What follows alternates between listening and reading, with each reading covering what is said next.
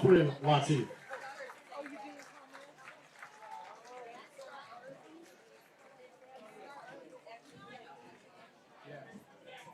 Victor Ma, escorted by parents Johnny Ma and Leisha Mu.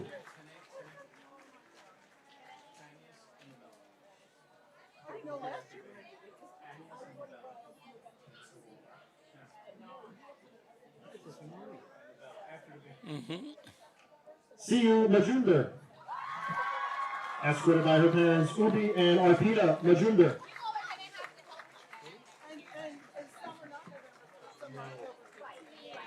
It's something.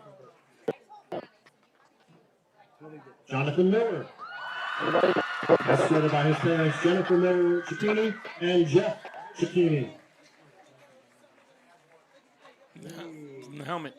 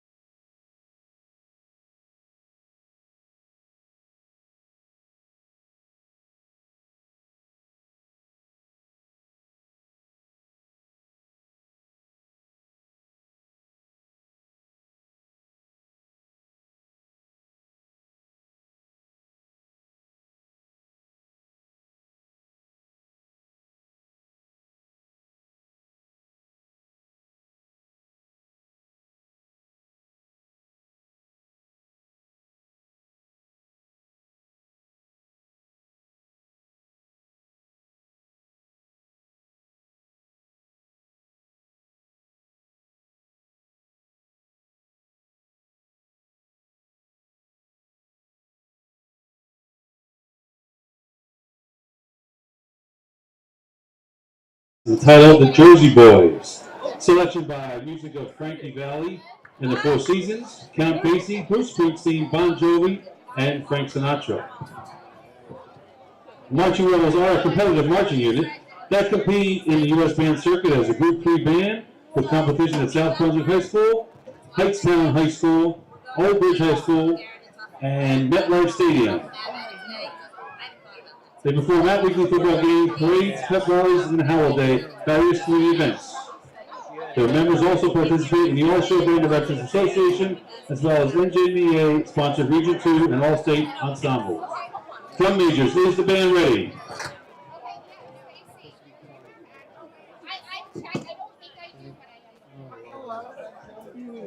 But he had said, well, Garrett had said something prior. Joey, Tom, put this in your window. Okay? We're going to wait for Ron. So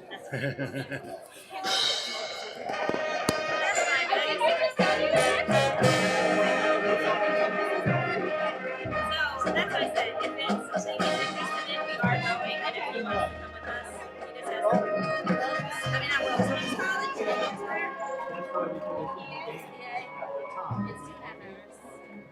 So if he said we're going to the open house, so then Garrett had said something. Garrett's leading right now. We're going to Widener on Sunday.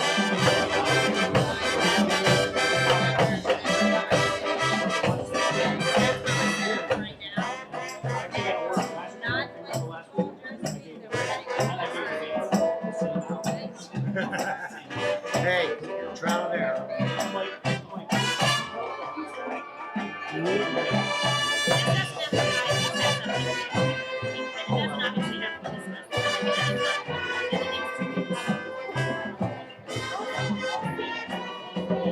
know, that's why I'm saying, like, well, I'm not going to discuss anything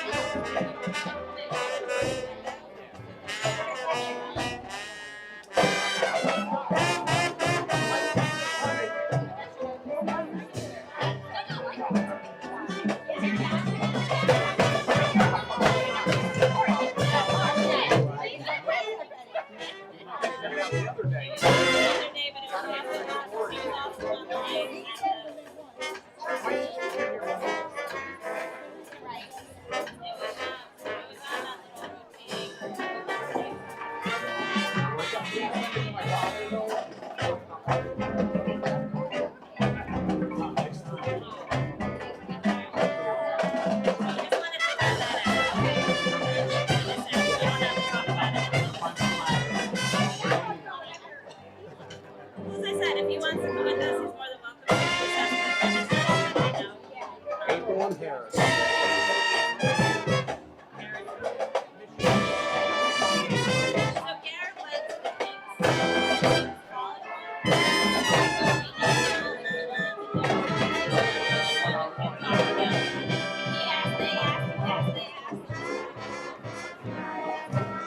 in Paris.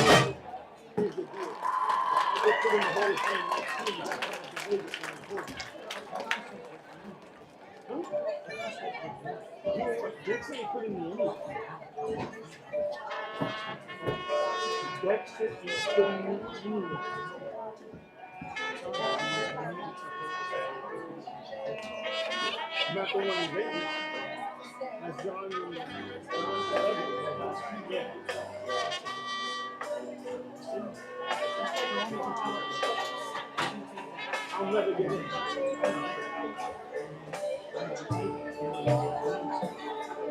I would think my wife's gonna hate me.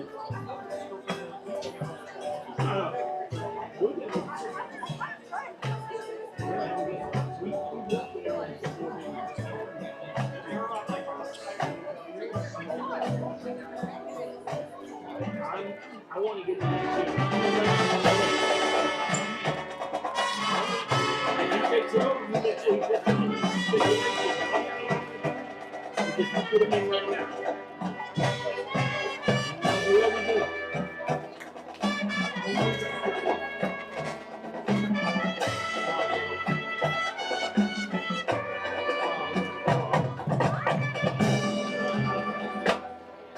Where's Larry? Oh, wow, he's been in the screen.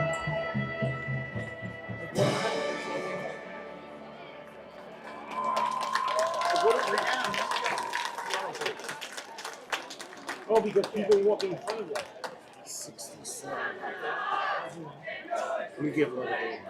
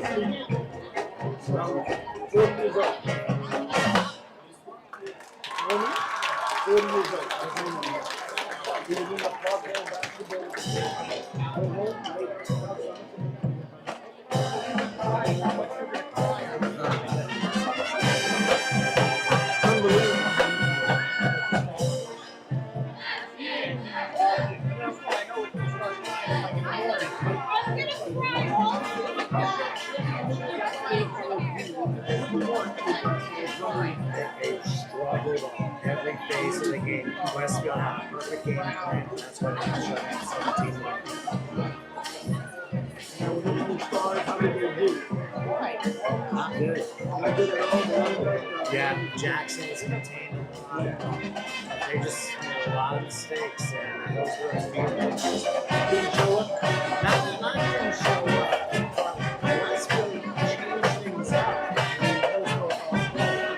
Actually, I was going to try to watch the game and try to get through it all day, but that's all right. That's all right. because that way I could have pushed me a little more. That's okay. Yeah. We'll just say it was a strong for Westfield.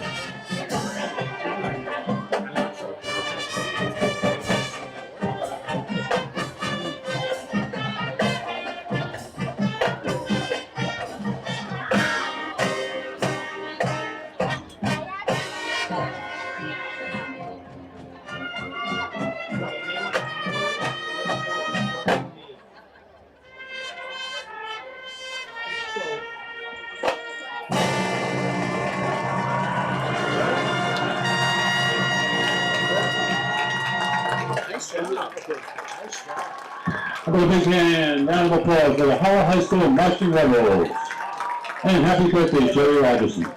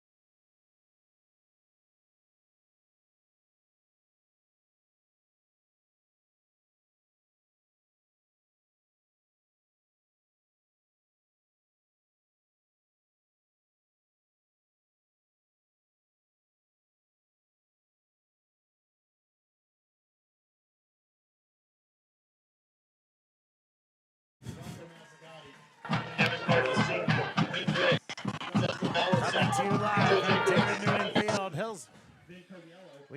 All right, now I think we got it. From David Noonan Field, Hillsborough High School in Hillsborough, New Jersey. Hello, everybody. It is playoff time. Friday Night Lights here in New Jersey as we have round one of the South Jersey Group 5 playoffs between the visiting Howell Rebels and the Hillsborough Raiders. Hope everybody's doing all right here on this Friday night. I'm Tom Wilkins with Joey Pagan. Howard Gaber taking care of the controls. Hillsborough, of course, coming off a disappointing performance last week. This week, they tried to atone to try and keep the season going. Yeah, well, last week they came out kind of flat. They were not in rhythm, Hillsborough. So hopefully they get in track this weekend and they pull off this victory to move on to the next round. But thanks to some lucky breaks, Hillsborough has been able to capture the number 2 seed in South Jersey Group 5, playing a 3-5 Howell Rebel team that has been a lot better in the last month. We're going to go ahead and take care of the coin toss real quick with head referee Steven Citro. He'll be calling the thing out, and we will let you know what happens with it. All right, gentlemen, let's stand.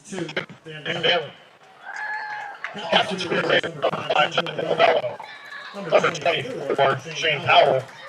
Number 1. All right, guys, first thing first, congratulations on making it. We'll give you a couple of black, okay? Let's get that cleaned up.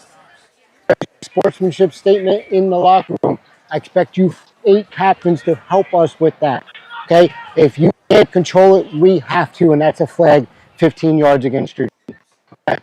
Other than that, the only instruction I ask of you guys is when to play the football on the ground or hand it to one of the officials, particularly this man right here. All right, Howell, or Hillsborough, I'm sorry. $50, that's heads, that's tails. That's head. What's your call? Heads. Heads is the call. And then Howell's won the toss. There's deferred their choice to the second half. You want to receive, correct? Okay. Defend the scoreboard. So kicking in this direction, put it back towards the scoreboard. Hillsborough, come over here. Howell has won the toss and deferred their choice to the second half. Hillsborough will receive in this direction. All right, gentlemen, shake hands. Let's have a good game. All right, there you go. Howell won the toss. They'll choices in the second half. Hillsborough will get the ball first. But we have the Howell Rebels and the Hillsborough Raiders coming away first. But let's take you down to the band area and our national anthem, which will be performed by the Pride of Hillsborough Raider Marching Band under the direction of Jules Heron and Nick Clipperton. Let's go ahead and listen to these wonderful students.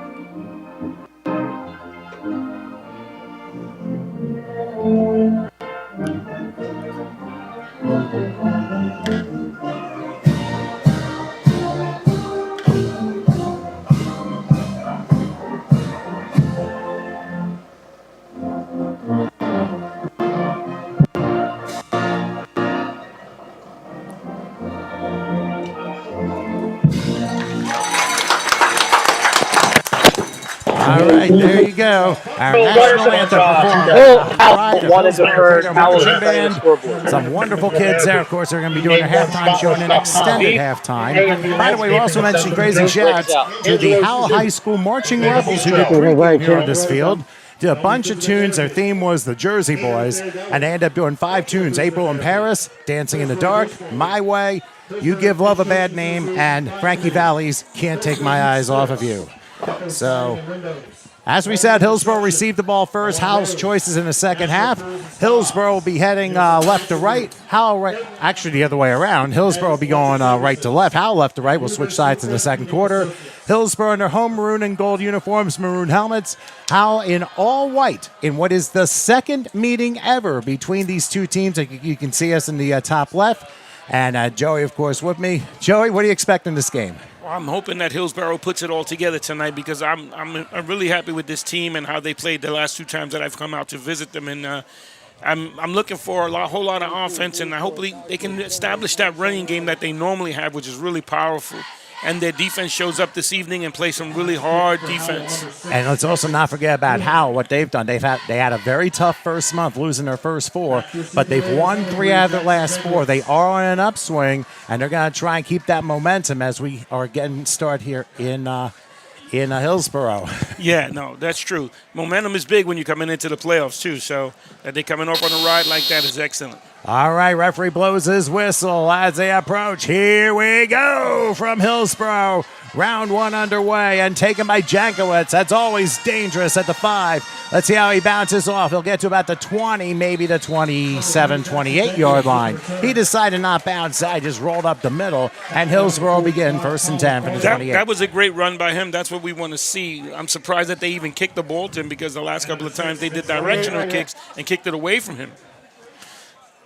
And so it'll be 1st and 10 as Alex Rowling, the quarterback, is going to take care of the helm here. The junior had a tough game last week, but let's see how he does this time as he goes spread on the opening play of the game. 1st and 10 from the 28-yard line. And it's going to be Jankowitz inside to about the 30, maybe about 2 yards. That's about it.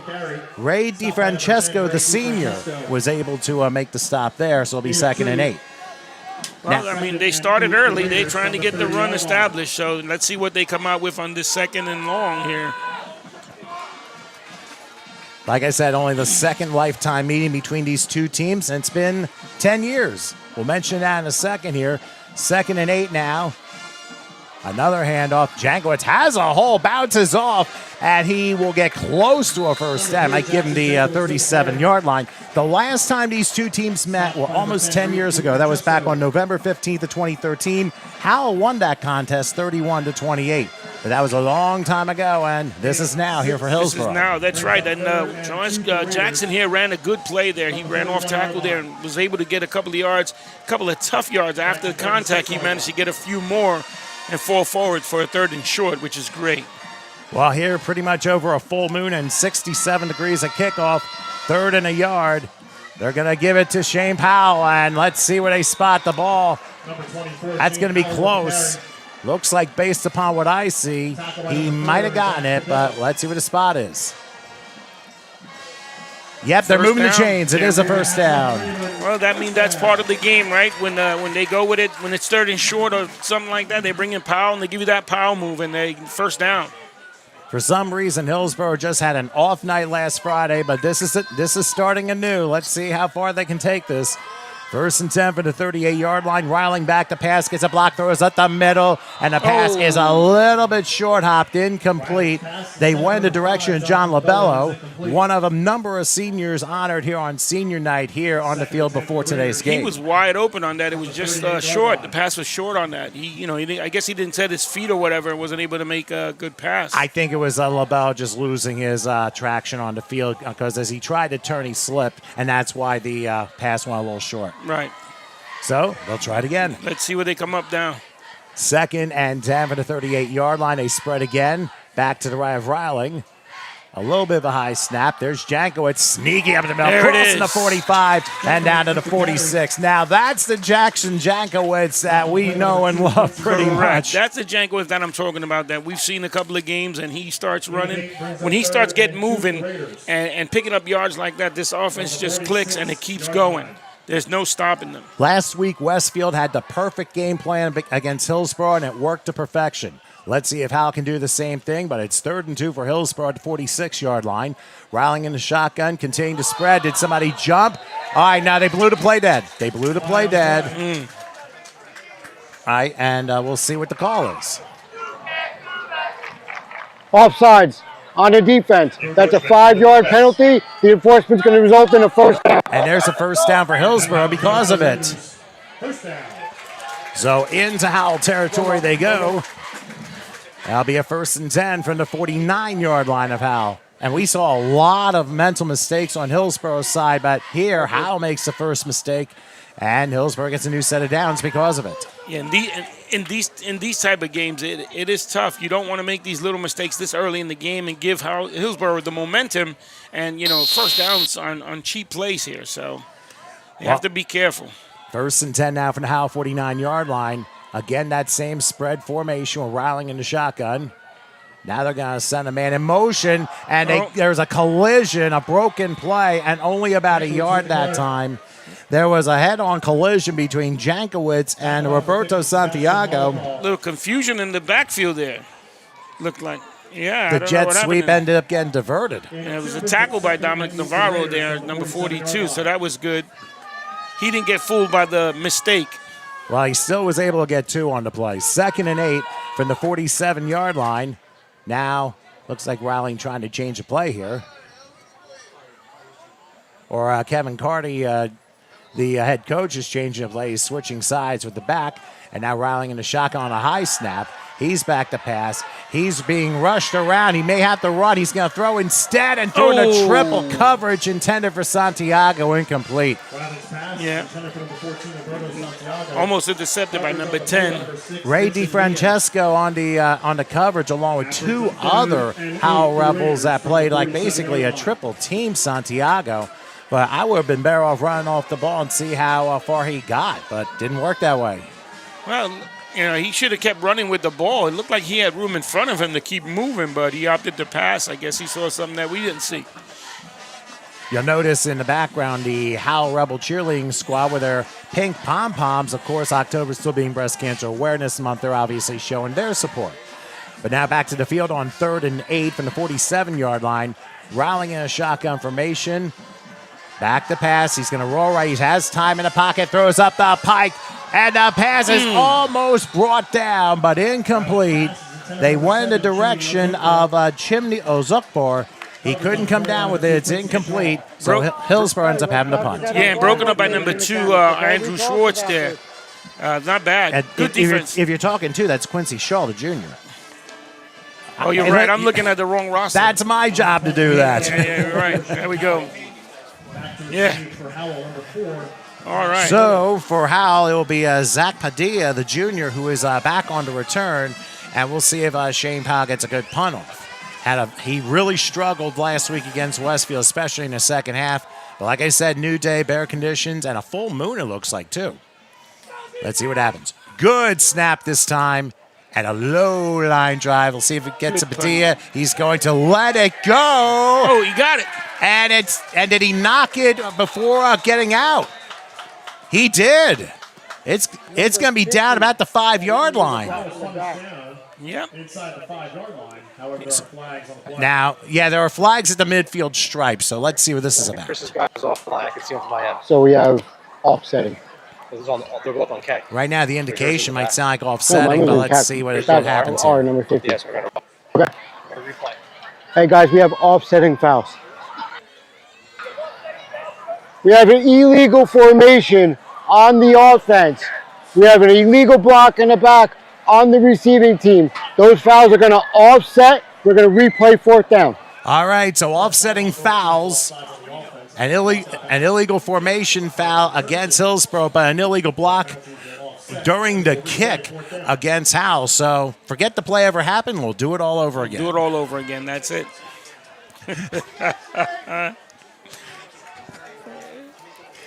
So we'll do 4th and 8 all over again, and Powell have to punt. And Hillsborough catches a bad break because that punt was down at about the 4-yard line. That was probably one of his better punts all year long, where he got it down on the 5-yard line. You couldn't ask for any more than that. That was a 43-yard punt, but now Powell have to try it again. Padilla's still back there. And it's a high pop-up this time. Let's see what the bounce does. Oh, and did it go off a Howell player? Let's see. Oh, still loose. No, and I think, the officials haven't discovered this. They haven't decided yet. Howell says they have it. Hillsborough obviously says they have it. We'll see what the officials say. They're the tiebreaker. And it looks like it's going to stay on Howell's side. Yeah, they didn't signal anything, so it is Howell ball, 1st and 10.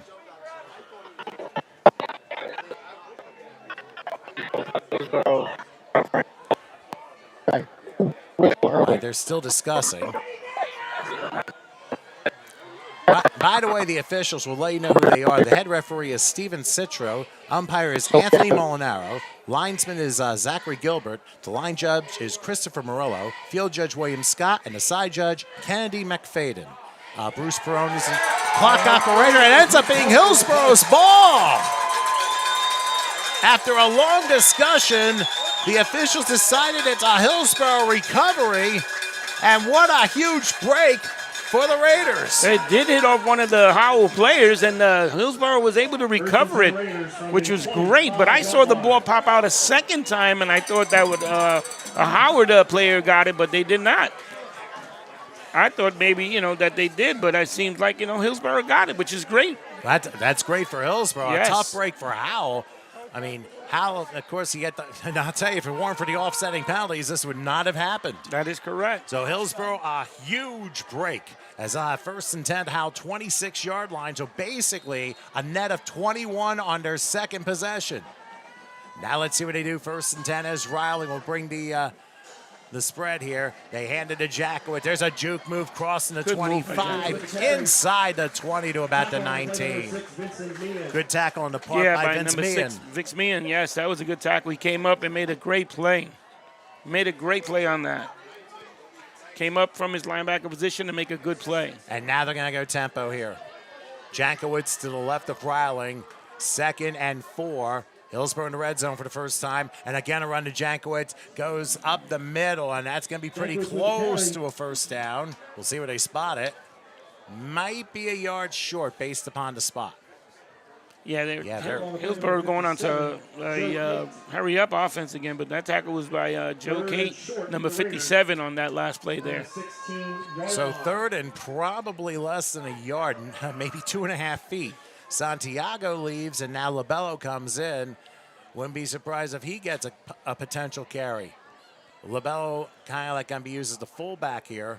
They go I formation, a receiver on each side, so first time we see a different formation here. They do give Jankowitz. There's a block, a first down inside the 10. A flag is down, though.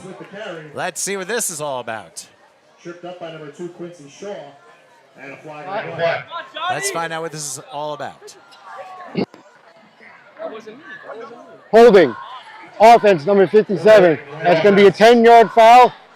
Repeat 3rd down. That is a big penalty against Hillsborough. It would have been 1st and goal from the 8 if it wasn't called. It was a good block. There was a good block out there, but somebody holding on there was terrible. That's you just get a good break and then you give the ball back. With penalties. At this point of the game, early in the game, and this close to the red zone, you don't want to make these mistakes and lose field position here. And that's one thing that was a bugaboo for Hillsborough last week, these penalties. And it happens at a very inopportune time yet again. They triple the right side here on a 4-receiver set. 3rd and 11 from the 27 as Riling is back to pass. Looking, he's going to roll right. He's being chased. Let's see if he turns the corner. He will. 25-20, pushed out of bounds. Look like he'll be short of a first down, but we'll see where they spot the football. This time he decided to take off rather than trying to get the ball downfield with a pass. Not sure if he made it, but because he ran out of bounds, he couldn't get the line. He's about 3 yards short based upon the spot. Okay. Well, they're going to keep the offense in there now. If they were to try a field goal, it'd be a 36-yarder. So Hillsborough back in the red zone, but a 4th and 3 coming up. Hillsborough's had the ball the whole time. It's empty. Yeah, they go empty gun here. They heavy on the right. Actually, they're putting an extra blocker and they're spreading it with an empty gun here. And now the officials blow the timeout call by Howell. Timeout. So Howell will use the first timeout. That's their first of the half. And I think we'll be able to take a quick break here. Midway first quarter, Hillsborough and Howell, no score. We'll come back in just a moment. When you want reliable work, trust family-owned A&B Landscaping to make your property look its best. With over 25 years of experience, our design team will help create an oasis in your backyard with landscaping, hardscaping, retaining walls, and more. Our commercial customers rely on us for landscaping and maintenance too. So no matter what type of property, we can handle it. We're the company you can trust, so give us a call today.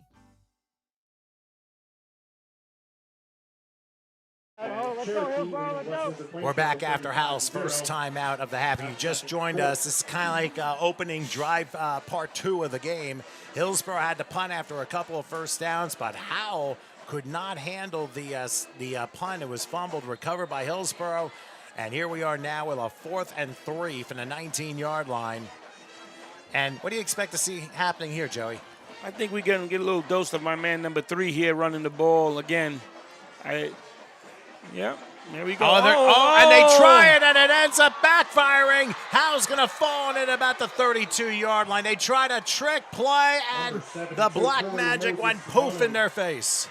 It did. That was horrible. I thought they were just going to stick with him and be able to and get the first down here, but that was just, to me, that was just a horrible call. And I think they tried, I don't know if that was Rue or Santiago who was supposed to get the flip, but that is Corey Moses Lonan, the junior, who was able to recover it, and Howell will finally get their first possession near the halfway point of first quarter. Once again, a devastating mistake by the Raiders. That was big. That was terrible there. I mean, why come up with a trick play right now? I don't know what that was about. Now here we go on first down. Back to pass. Gonna take a home run shot, and it's just out of the reach, incomplete. They went in the direction of Kevin Maloney, and Maloney just could not get a handle of it. Of course, the quarterback for the Howell Rebels, number 3, Egan Nelms, he is the senior who this year has thrown for 622 yards, 3 touchdowns, and 4 interceptions. So they won for the shot to get the first points. It just didn't work out. That was close, though. They did take a good shot. He had great protection there, too. I don't know what happened with the defensive line, but they didn't move at all. He had all the time that he needed to throw that ball. Well, Maloney leads the team with a 321 yards receiving and a couple of touchdowns. Now on 2nd and 10, here's a handoff and a great tackle. Great play by the linebacker. Number 57. That was an awesome play there. Broski. And the runner was Wanda Jesus. Boy, and Borowski came up on that play to make a great tackle. And forces a 2-yard loss, so 3rd and 12. So considering Hillsborough's offense couldn't come through in their opener, the defense now stepping up. It would seem to be that way. I think the defense is going to show up this evening. If they keep playing this way, they'd be all right so long as the offense gets on track. Keep in mind, Hillsborough has not gone over 20 points since September 8th. Back to pass now. Oh my goodness, he got smoked. Woo. 55. Good Lord, that was a massive sack. He read that play from the very beginning. He took off in the angle and then came upfield right away and made a great play on the quarterback. I mean that hit was heard all the way out in Somerville. Mm-hmm. Yes, sir. So 3 and out go Howell as they will punt. Now let's see what they do here. They do bring a little pressure, a short punt. Let's see. The bounce does go Howell's way, and it goes out of bounds. It's definitely going to be shy of midfield. Let's see where they spot it. We're going to show you the replay. Yeah, 45-yard line of Howell, be 1st and 10, but we got to show you this replay. You want to rumble like Somerville just saw? Take a look at what happened here. Here he is, right? Number 55 is in the middle right here. I guess he read this play, or he might have seen it on film. He just took off right away. No hesitation, right up the field. Sack. Big hit, number 55. And you know he's going to be a force next year because he's only a junior, and that is a primetime play right there on defense. Primetime is right. That's film right there. He saw that, recognized the play. 1st and 10 from the 45-yard line. They changed their backs. There's a handoff up the middle, crossing the 40, down to the 38-yard line. That's Andrew Schwartz, who we saw a good amount last week, giving a little bit of a break to a Jankowitz, but a nice run of a gain of 7. He had a good run there, a couple of juke moves, little hip lift, right there. And he managed to get through the offensive line, avoided a couple of tackles and got a good, run there, 8 yards about. Okay, so 2nd and 3 from the 38-yard line. Rattling in the shotgun again. Here's Schwartz again. Tries to get to the first down marker. Looks like he got tripped up a yard short.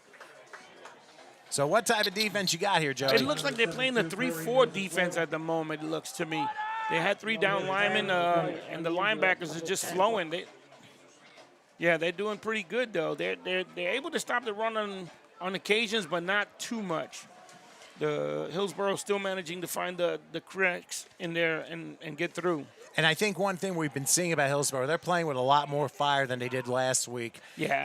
And I think it's showing, especially when it's a win or go home situation with it being the playoffs. They definitely know what's on the line this evening. You know, it's a win or go home, and they don't want to go home. They don't want to go home. They want to keep playing. All right, why don't we give you a progress update here. Phillipsburg 7-0 over Morristown in North Jersey. Bridgewater Raritan 7-0 over Watchung Hills. Sayreville 7-0 over Montgomery. Woodbridge and Ridge, that's a 7-7 game.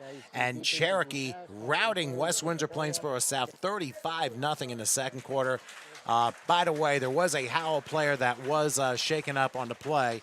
Yeah, that was Ray DiFrancesco, and he's walking off of his own power now. Or is it DiFrancisco? Well, they don't give me pronunciations unnecessarily ahead of time, so. But anyway, but that's your scores. And we mentioned Cherokee, number 1 seed in South Jersey Group 5. We'll go over to seeing you in a little bit. But here's a 3rd and a yard. They're going to modify the eye here. Ball to 36-yard line. Riling under center this time. Pitches to Schwartz. He should have a first down and does, going down to about the 31. Good, maybe the 30-yard line there. Good move by Schwartz there. He saw that the hold opened up inside. He cut it back, took it upfield the way you want to. You know, you don't want to dance back there too much. He squared his pads and went upfield and got the first down. Shane Fox with a stop. But it's a 5-yard pickup and a chains move for Hillsborough as they end up getting their third first down a game. It was nearing the 3.5-minute mark of the first quarter. Oh, this is big here. Let's see. They can't have any mistakes here in the red zone. Well, they're not in the red zone yet, but they can't have any mistakes down this close. Well, they have to play much crisper and much more disciplined football because remember, you had the 4th down play backfire on you. You had the holding penalty to play before. Correct. I mean, Hillsborough cannot do this anymore if they're going to set their foot on this game. And right now, Hillsborough doesn't know where they want to call, so Kevin Timeout. is going. Hillsborough. That's the first of the half. All right, so Kevin Carty will call his first timeout. So while we'll take a second, we'll show you the football for South Jersey Group 5. Of course, our game on the bottom, Hillsborough and Howell. The number 1 seed, Cherokee, they're routing West Windsor Plainsboro South in the moment. The other 2 games, Marlboro, the 3 seed against South Brunswick, the 6 seed. Remember, Hillsborough beat them in the opener this year. And then Hillsborough beat Hunterdon Central on the road. Hunterdon Central, the 4 seed against Kingsway in South Jersey. And yeah, we've been spending a lot of South Jersey time but for other football leagues, but that's your seeding for the NJSIAA Group 5 South Jersey. So back to live action here. Here we go. All right, so after the timeout, each team with 2 left. 1st and 10 from the 31-yard line. They're going to give it to Jankovic, who slips out of a tackle. They'll cross the 30, maybe get to the 29, but that's about it. Not a bad run, not a bad run. They're still trying to get their run down, you know, establish that run game. So that was a good run. And he was tackled by number 10. DiFrancesco's back in the game. Back in the game after being injured. He got back in and made a good play, so that's great. So thankfully, he was just shaken up a little bit, and he's back in action. 2nd and 8 from the 29-yard line. Once again, Riling and a shotgun split backs. They're going to hand this one off. Jankovic tries to bounce, tries to find some space, and gets to about the 27. Yeah, about 2 yards on that play. He got play. about 2 yards about it. He's a real shifty runner, too. It looked like he was going to be tackled for a loss and wind up, making a move and getting at least 2 yards out of that, which was great on his part. Do you think Howell was just staying in their lanes to prevent Jankovic from getting further? The defensive end did get upfield, but he got way upfield, and he allowed Jankovic to get underneath him. So, he should have just squeezed a little more, maintained that rush, and keep him inside there. So, these are the little things that they forget sometimes. They get, anxious and impatient and do these things, these little mistakes. Back to spread here on 3rd and 6 on the 27-yard line. Jankowitz to the right of Riling in the shotgun. Hill await the snap. Here it is. Oh, they're going to go inside to Jankowitz. Slips out at Howell 25. He'll slip to another one to the 20. That should be a first down.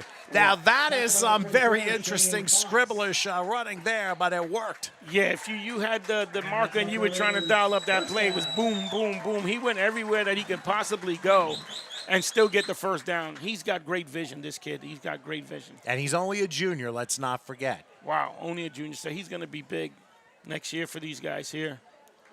Here on 1st and 10, around the edge of the red zone are the Raiders, right at the 20-yard line. And official timeout here for a second. Oh, they were just trying to respot the ball, that's all. All right. All right, Riling looks back at Coach Carty. As Jankowitz to his right, another spread formation. We've seen now most of their offensive plays from the 20, 1st and 10. Here's Jankowitz, and he's going to get to about the 17. So they're running it up the middle. They're thinking that's the sweet spot, but Howell's doing a good job recognizing that. They are doing a good job. Their nose tackle's a big kid, number 72, so he's been doing good work inside, and the backers are just not seeing the hole quick enough, or if they do, the running back just makes a better cut to get away from that. So, yeah, they're trying to run this ball and tire this defensive out. DeFrancisco again with the stop. Now on 2nd down, somebody jumped. Let's see who did. That is defense, right? Offsides.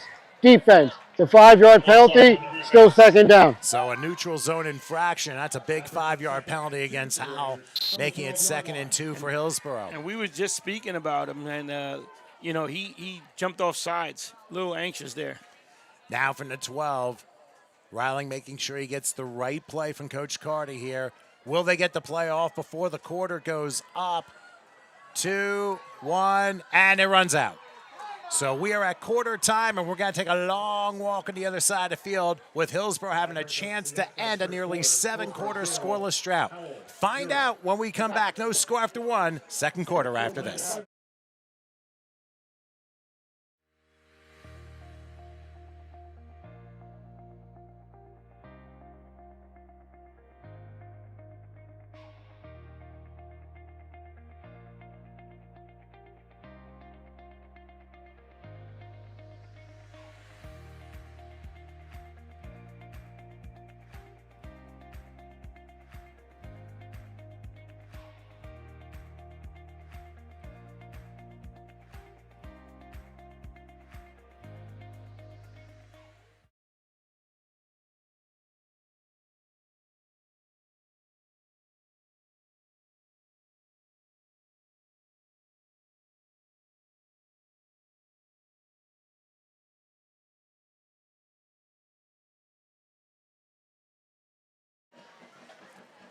Okay, back here at Noonan Field here in Hillsborough High School. I'm Tom Wilkins with Joey Pagan. Howard Gable with the controls here as we're about to start the 2nd quarter. No score, but Hillsborough driving. They're at the 12-yard line. And Joey, what do you think we're going to be seeing from this offense now? Once again, I think they're trying to still establish the run, but I think we got a pass coming out right now because they ran the ball a number of times. And, they were successful, but let's see what they dial up here. I think he's going to try to call a play action or something here. Well, we shall see. Here we go with 2nd and 2 after the neutral zone infraction.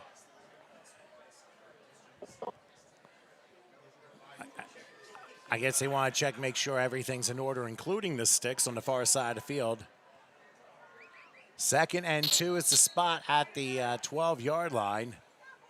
Riling in the shotgun, once again a spread back. It is a pass. He's being rushed. Is he going to slip out? He does. And he's going to take off and get tripped. And Riling thought, I should have had it. And he just didn't. But thanks to DeFrancisco, boy, has he been all over the field. Yeah, he got some pressure there by one of the linebackers, blitzed, and no one touched him. No one picked him up at all. I don't know what happened with the offensive line there. He couldn't make the play. He couldn't make the tackle, and the quarterback was able to slip free and get upfield. Does that count as a sack? I mean, it's a 1-yard loss. I mean, he tried to run up the middle and just got tripped up. Yep. And now it looks like they'll run probably. It looks like they want to run a toss. Well, we'll find out the I formation. 3rd and 3 from the 13. They do toss to Jankowicz. He has a hole inside the 10, and he'll have a first down to 7. I think Joey should be working the offensive play call in here for Hillsborough. I mean, you can tell. I mean, you've seen the formation again. We've seen it a couple of times this evening already. And, you know, Jankowicz is always looking for that cutback lane. And he didn't get it this time, but he was able to go straight ahead and get a first down on it. So that's great. Jankowicz steps after a 5-yard pickup. It's 1st and goal at the 8-yard line. Look at the big guy. And they got Shane Powell in there now, along with LaBello. I formation. I wonder if they run it. Who and where will they run it to? It's Powell. Powell.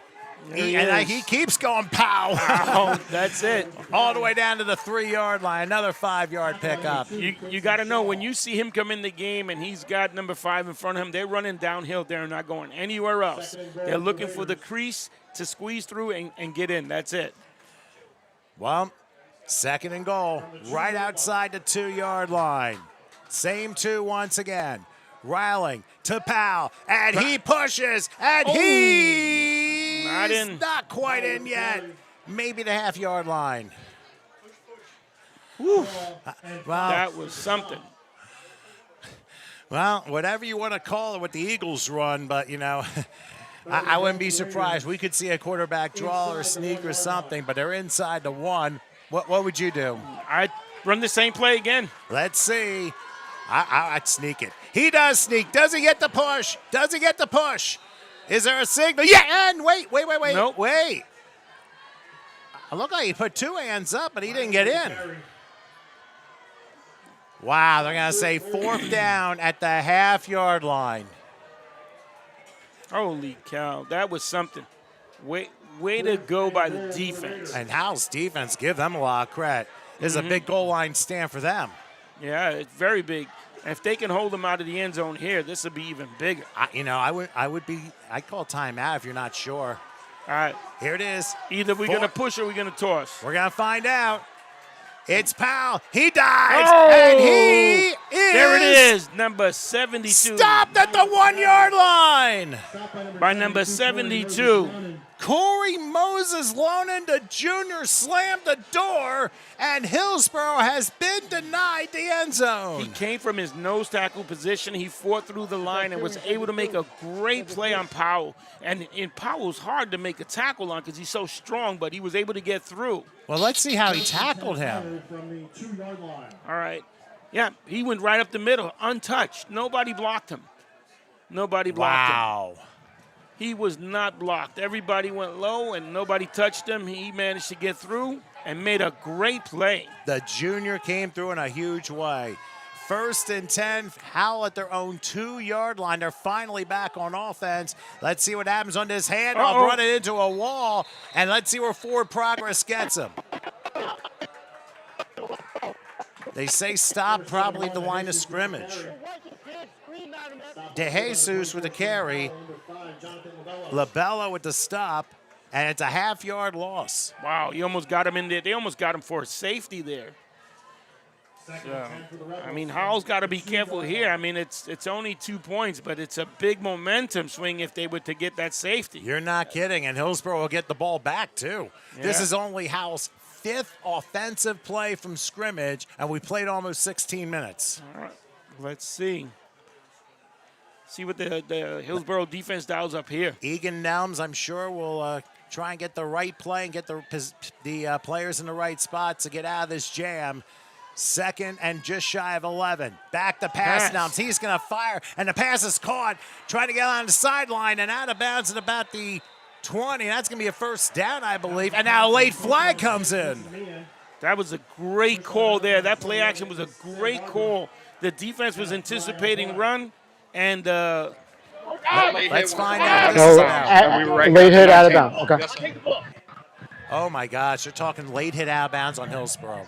After the play was over, personal foul on the defense. That's a 15-yard penalty. It's going to be a first down. Hillsborough continues to not catch a break and a late hit out of bounds. You go from the outside the 2 all the way to the 34-yard line. That was a great play call by the offensive coordinator there to come up with that play action there, because, I mean, Hillsborough was they were all going downhill. Nobody was thinking pass at all in that defense. Gain of 17 and then 15 more on the penalty.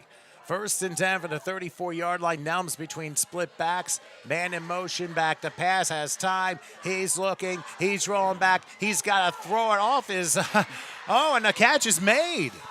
The catch is made, and beautifully by number 86. That was Declan Flaherty, one of the top receivers for Howell. He brought it down right at the sticks. He caught that in between 2 defenders there, too. I don't know how this kid managed to get that ball in there. And I think the size of Howell did the job there, and that's a 10-yard pickup in the first down. He does have some height on him, yeah. So, he was able to get up and get the ball. Quarterback had faith in him, threw the ball up and let him, go up and get it.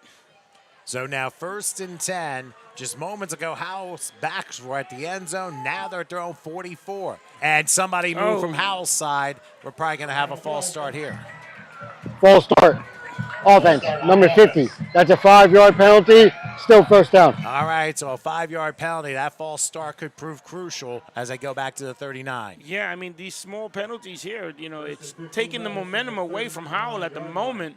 They were moving the ball well, and now all of a sudden you start going the other way. You get a 1st and long, and now the play calls are different, and now the defense for Hillsborough, you can play something different. You don't necessarily have to play pass so much. They may try to run here too. So it's now 1st and 15. Ball at the 39-yard line. Hillsborough's defense still trying to be set here. Looks like they're in the cover 2 actually right now. And Shane Powell looking over the defense, and now he may have just given the 5 yards right back.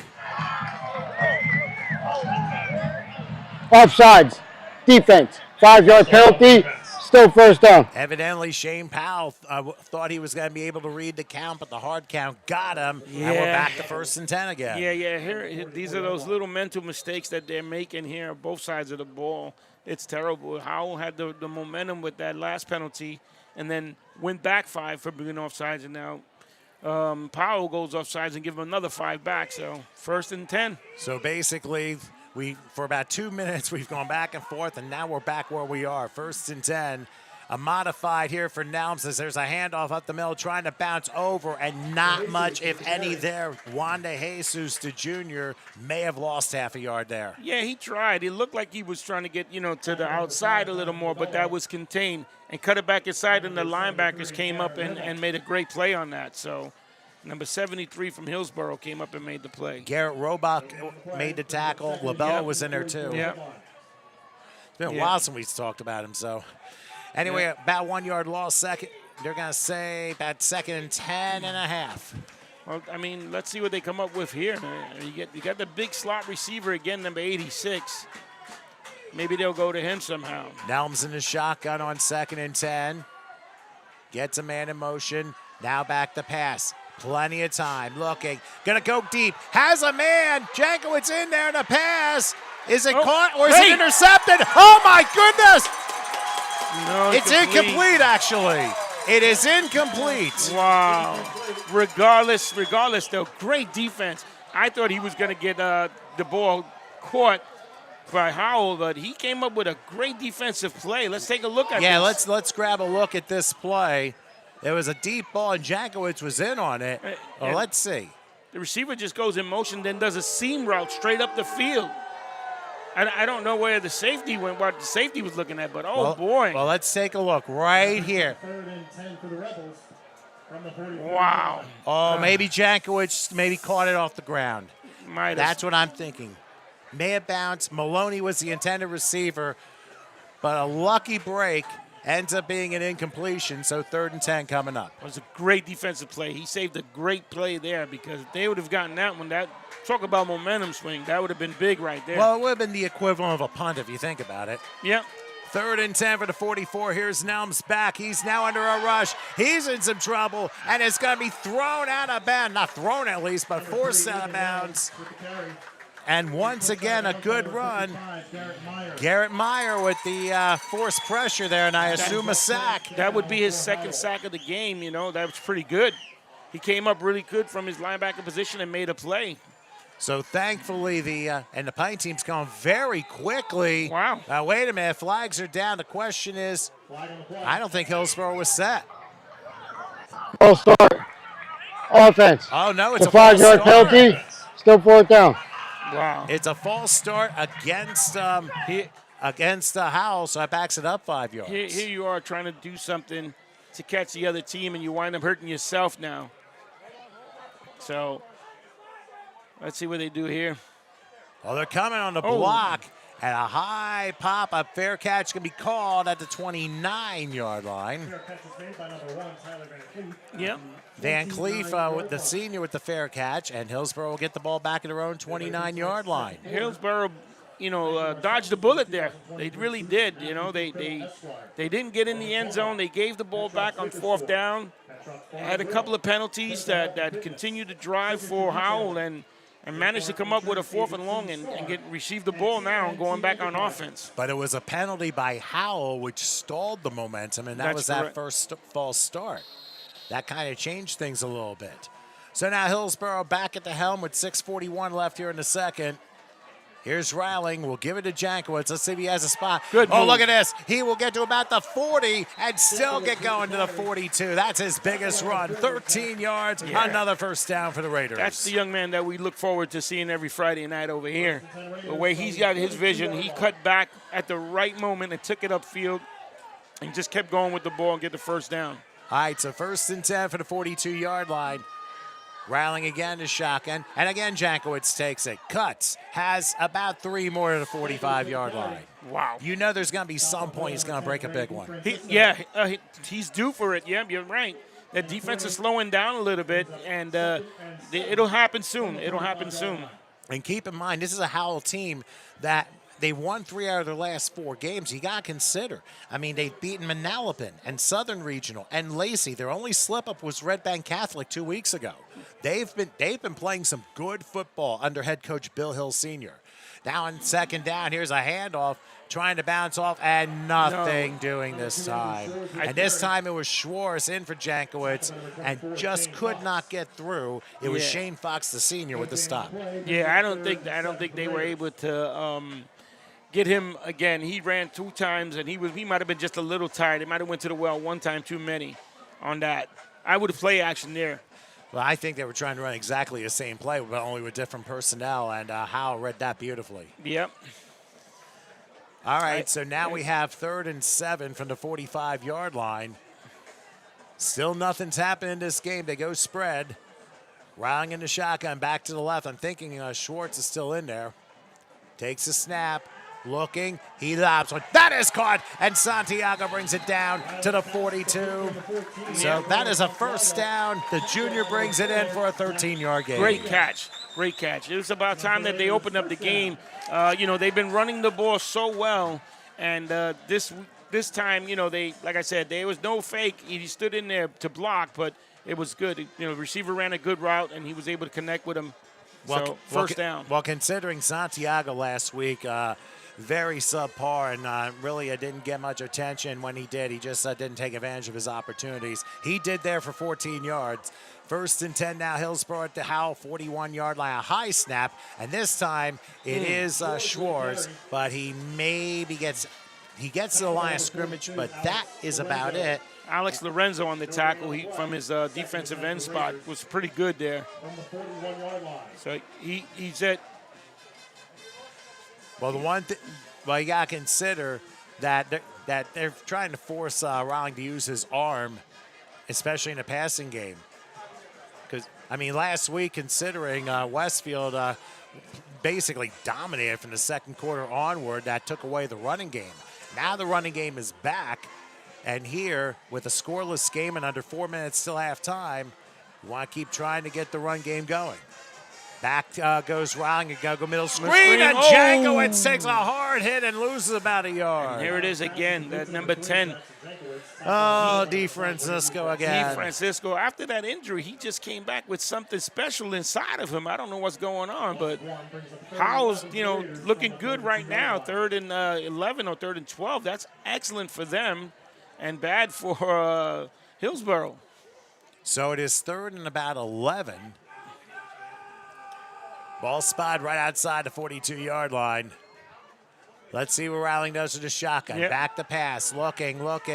Uh-oh, he's in trouble, and he sneaks out, though, and he's not going to get any further than about the 45-yard line. Wow. Oh, Howell's defense came scrambling and ends up losing 2 yards on the play. That's going to be another sack. Yeah, well, I mean, they tried. Now you got 4th and long. I guess they're going to have to punt now. Well, you got him, if you want to get him inside, the 15-yard line, that's the goal right now. You can't really necessarily ask for inside the 5, but try and be a directional kicker toward the sideline. Oh, that would be good. That would be great if they can do that. If he can directional kick and get it inside, that'd be something special. All right, well, Powell will punt. He's standing at his 43, gets a good snap. There's no rush. Now let's see if they try a return. They do it to 10. Oh, Not great. smart, though. Not smart. Great coverage by Hillsborough there on number 86 on the tackle there. That was awesome. Giuseppe Cicciari took care of Zach Padilla, who probably would have been better set just letting the ball go, and instead he gets wiped out. It might have rolled into the end zone the way it was looking, but, you can never take that chance. If you can field it, I think you should field it, but you're right. They pinned them deep now. Let's see what happens here, what Hillsborough comes up defensively-wise. Definitely have to watch for play action. You're right. Well, I'll tell you one thing. Their quarterback, Egan Nelms, has done a nice job, and the offensive line has given him some time to do his thing, so that's pretty big there. Ball is at the 6-yard line. Nelms between split backs are going to run this one, and it's not going to be for terribly. Oh, is there a fumble? Is there a fumble? Hillsborough says they have it. We'll see what they say. Almost let go. And it is Hillsborough ball. They stripped the ball away. John job. LaBella with the recovery, and Hillsborough has 1st and goal inside the 5. What happened there? Let's take a look at what happened. I think he tried to go off tackle, and the linebackers came up and made a play there. Number 5, yeah. LaBella on the strip and maybe the recovery, too. He stripped the ball and recovered it himself. That's great. Unbelievable what LaBella did. That is senior leadership at its finest. And we'll try this one more time. 1st and goal from the 2. It's been 7.5 quarters. And here we have our big package in again. I think they're going to run the ball straight down him. Let's see. It's Powell. He's left. He finally gets in! Welcome to the end zone! The sound of the alarm finally goes off here at Hillsborough High School. Powell. Shane Powell, the 2-yard touchdown run, and Hillsborough finally gets points on the board. What a great run. Just a small toss. He went off tackle, was able to get upfield and took on one defender and made it into the end zone. So that was great. Good call by the coach there. Oh, they had to do that. It had to work at some point, considering they tried it on 4th and goal and it didn't work. But here they went the other way, and Powell had no problem getting himself in there. He had no problem. No problem whatsoever. The defender tried his best but couldn't handle him. And that turnover ended up being unbelievably critical. Howell has turned the ball over twice, once on special teams and once in their own, way back at the 5-yard line. So holding the ball will be Jack Minetti. The snap kick on its way, a low line drive, but it's good. Wow. And the Raiders make it a 7-0 lead with 2:02 left till halftime. Oh, my goodness. Hillsborough can breathe a sigh of relief. But, Joey, tell me what happened there on that scoring play. Let's see. Like I said, there was going to be a toss. And when it was tossed left, off to the left side, great blocking, and he was off. One defender tried, but that was it. He went off tackle and was able to get in there. It was a great block by the guy, number 89 on the end there. He sealed the edge for him and was able to get out, make that cutback to get into the end zone. That would was be great. That would be Yordi Ahumada, the senior. And on senior day, boy, he helped out big time there. Yeah, that was a good block. I mean, it was a really good block. He sealed the outside defender, and he was able to cut back in and make it upfield. So, well, and hello to everybody again watching here on HSG Network, especially our friends down at the Jersey Shore and Monmouth County and the Howell High School area. Hopefully you got Water Barrel broadcast, and we thank you guys for checking us out too. HSG Network on YouTube. Make sure you subscribe to us on that. But we still got a little bit more than a half of football to go here in this round one of South Jersey Group 5 semifinal. And Joey, still a lot more to go, wouldn't you think? A lot more to go. Howell still has a lot in him, I believe. And, you know, this was a good, you know, capitalization by Hillsborough here on the fumble recovery and able to get points out of it, because they started the last time and they weren't able to get it on 4 downs. So that was big, big, big, big. Once again, the momentum shift is big now. It's on Hillsborough's side. The last time Hillsborough scored was 2 weeks ago, and that was Riling to Santiago to begin the second half. But that streak is done, and now Hillsborough's defense looking to go into the lead at halftime. But now here's something else we have to think about. Howell will get the ball to start the second half.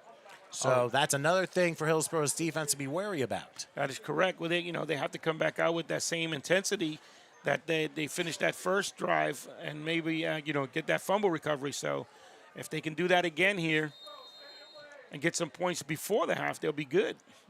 All right, well, here comes a directional kick to the near side, caught about the 26-yard line, and ran into a wall that time, about the 31-yard line. There have been some hard hits here in the first half. Number 14 was the first defender there who made initial contact. But then, Santiago. Then I think it was number 40 who finished it up for him, and then it was good.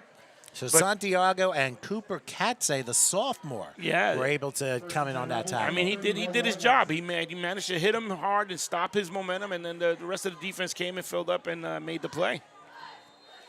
It's what you want here. You don't want any positive yards. I mean, it's pretty good field position, 31-yard line. You got a little under 2 minutes to go, so we'll see what the Howell offense dials up here. I think pass. I don't think they want to get out of this half without any points. Well, here's the other thing. Each team has 2 timeouts. There's a minute 57 left. Anything can happen like we saw last week. Let's see what their quarterback Nelms does here on 1st and 10 as they send the man in motion. Back to pass, has time. Will lob it far side, and the pass is knocked down, incomplete. Oh, what a hard hit. That is Nicholas Santa Barbara knocking away the pass. Kevin Maloney, the intended receiver, but what a nice defensive play. Great defensive play. Santa Barbara dropped back into his zone, and then he realized the pass was coming that way. He had a great break on the ball and was able to get his hand out to deflect the ball and stop the receiver from catching it. And keep in mind, Howell's offense, they've got a lot of height. We saw it with their tight end earlier, and the receivers also have some height. So we'll see if speed is able to counter that measure. Their receivers are tall, but the defender, good break on the ball, good defense. 2nd and 10, back goes Nelms. He's looking, he's being chased. He may have to run. He's going to throw instead, and the pass looks like it is incomplete. Incomplete pass. Once again, they went for Maloney, but it didn't quite get there. Yeah, on that play, the defense allowed the quarterback to get outside. The defensive end did not hold his edge. He allowed him to get outside. That's not something you want, especially with the quarterback. We've seen already that when he rolls, he's able to throw the ball and complete passes to these tall receivers that he has. So, well, this is a big play for Hillsborough's defense. 3rd and 10. If they're able to stop Howell, they're going to get the ball back. With some time and 2 timeouts. Well, depending on what the play is. Right. Well, we'll see. We'll see what they dial up here. We'll find out here on this 3rd and 10 from the 31-yard line. This is a big play for Egan Nelms. In the shotgun. Back to pass, looking. He's going to have to throw sidearm. It's caught at about the 40. It's going to be a first down to 42-yard line. Good catch by Zach Padilla, who was able to come through. So that was a good play call by Howell that time on 3rd and 10. That was, but I feel that the Hillsborough defense played a little soft there and was gave them the underneath, but gave them too much. You still got to play the sticks. You should have played the sticks and not gave them that much. But it was a good catch, a good run afterwards. First and 10 from the 42. Here's Nelms back again with time. Now he's thinking about right now. He's going to dash along far side. He's going to run 45 and gets out of bounds at the 47. That's a 5-yard pickup. Well, it was not a bad play. Not a bad play. I mean, you know, the clock's still running, so that's the whole deal there. Well, he went out of bounds, so there's a minute 11 left till halftime. Yeah. So he was able to stop the clock, not necessarily have to use a timeout there. And we'll see what happens here. Let's see what they come up with now. I mean, Hillsborough's defense, you know, they hands on the hips is what I'm seeing right here. They're a little tired themselves. May want to use a timeout on defense if you can. Well, let's also not forget they haven't been on the field very much in this first half. Hillsborough had the ball for most of this first half. Here's Nelms back, and a pass that is caught, and a hard hit out. It's going to be a first down. And once again, it's Maloney for a gain of 7. Yeah. That will move the chain. Santa Barbara to stop. Yep, Santa Barbara with a big hit again on the defensive side there. But once again, he got out of bounds. There's no need for the timeout. There's still time on the clock. So they're moving the ball nicely upfield, you know, moving at least 10 yards a pop, which is great.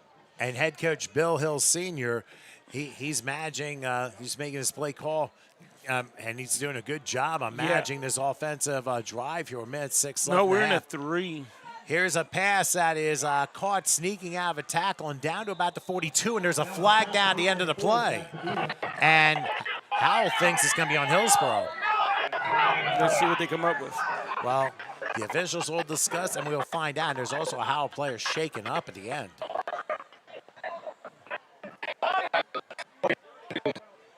Went into like his spine, back of his neck. The defense, unnecessary roughness. What'd you say? He let in like a torpedo, hit him back of the like neck, spine. Did he hit him with crown of the helmet? Yeah. You think so or you know? No, he hit him with his helmet. Crown of the helmet. Straight in like that. Okay. Is it enough to eject him? I believe so. Whoa. That's all. I mean, I think it's not time to be ejecting people. I understand it, but I think it's a playoff game. All right. You're good with that. I'm okay. All right, let's see what the official call is. After the play, personal foul, late hit, targeting on the defense. That's 15 yards at the end of the run. It's going to be a first down. Wow. So it is a 15-yard penalty because of a hit to the head against Hillsborough, and it's going to be a first down at the 27-yard line.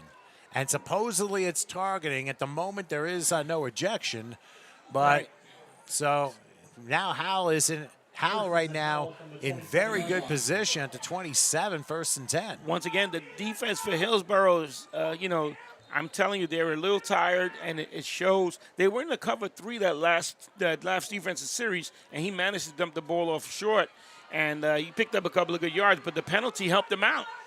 In a major way. That's another 15-yard penalty. From the 28, it is 1st and 10. Here's Nelms.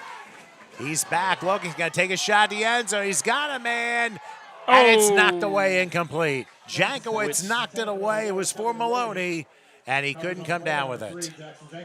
No safety help on that. He's been out there. I don't know where the safety's at. He's just been like looking somewhere else. I mean, we're there in a 3. He should be there.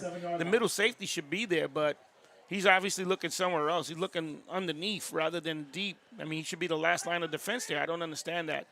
And I think that's one thing, Joey, when we've been seeing Hillsborough's defense. I mean, the accusation has been more than being soft and more of a man-to-man play here. As we've seen Nelms, he's been taking shots down the field when he has a matchup possibility here. So now the fans are yelling defense here on 2nd and 10 from the 28-yard line. And let's see if they get some pressure here.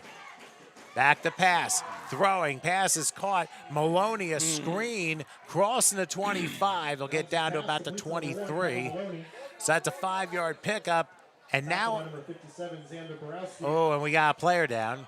Couple players down. Looks like there's 2 plays.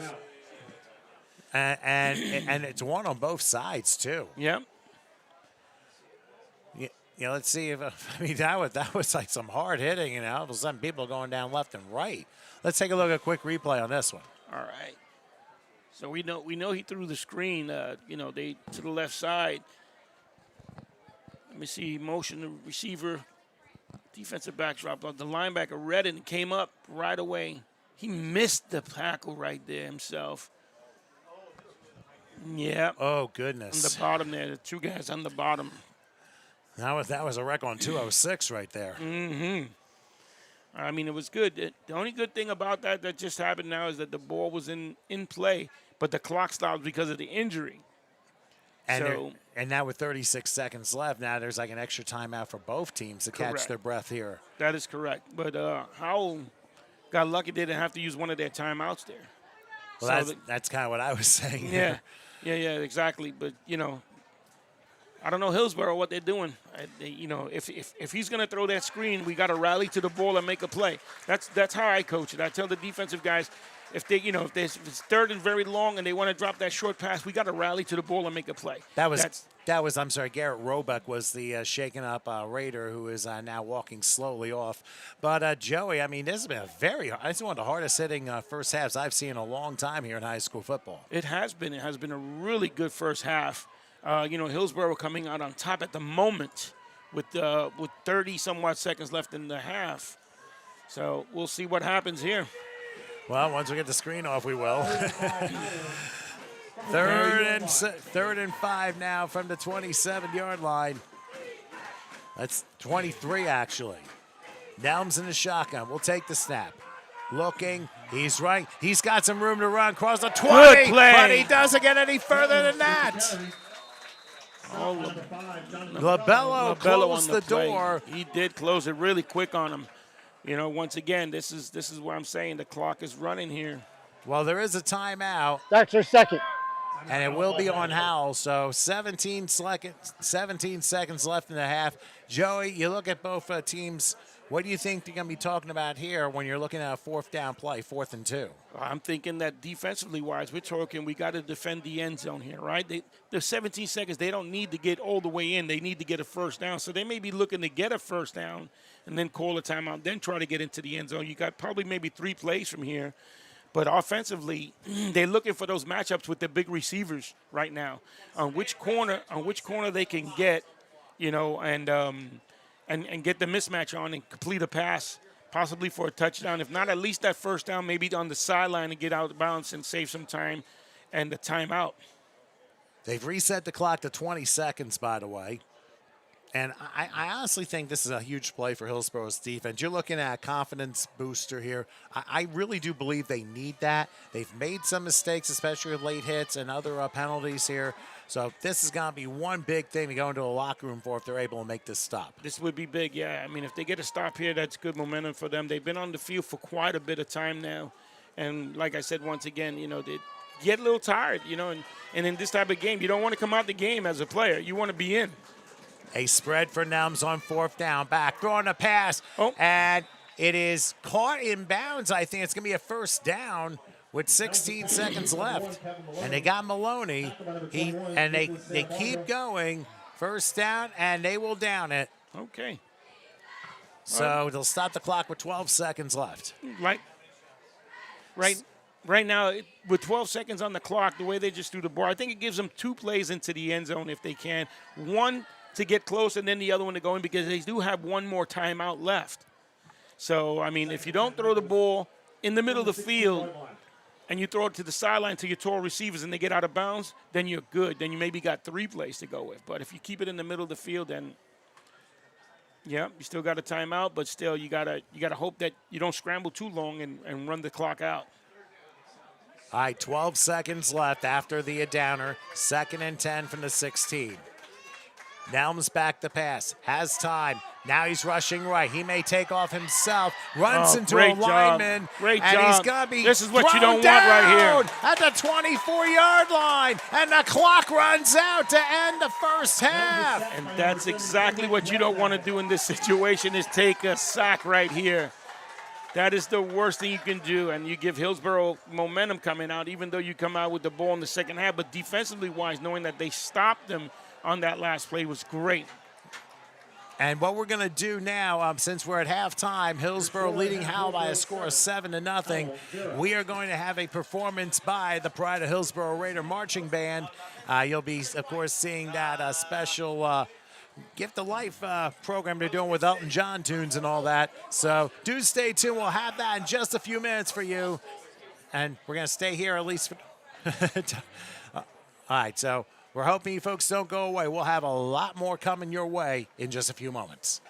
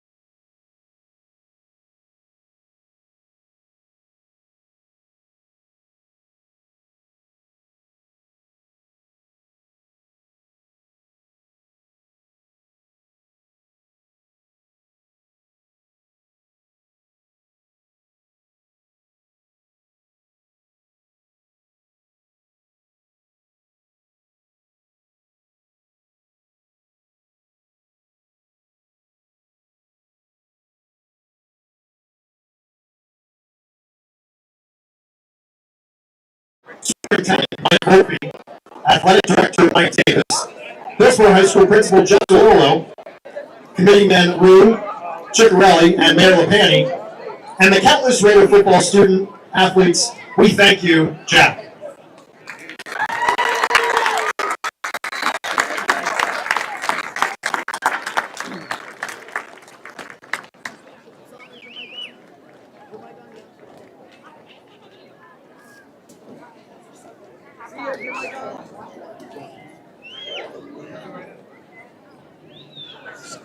Hillsborough! Go man! Go hard! One man! In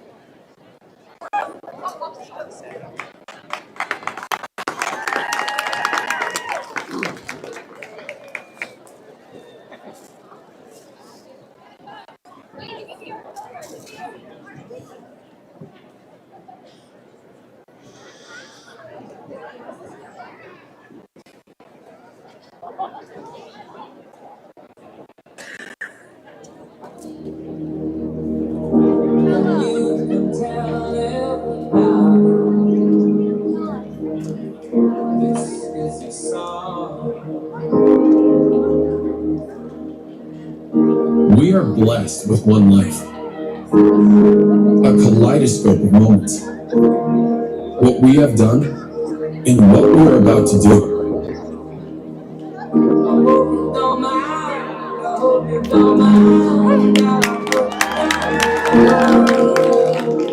Think of these moments as your journey.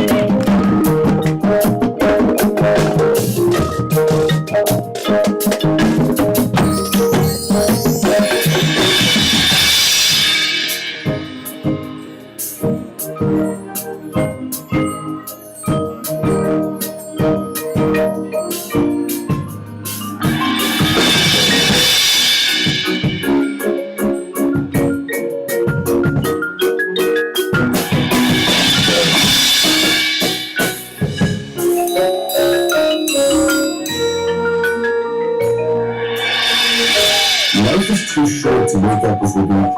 So love the people that treat you right. And believe that everything happens for a reason. They never said life's journey would be easy. They just promised it would be worth it.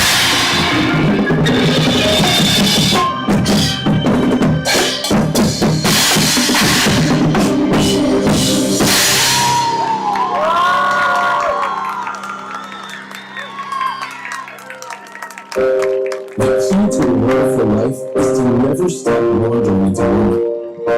How limitless life can be if we make more of it.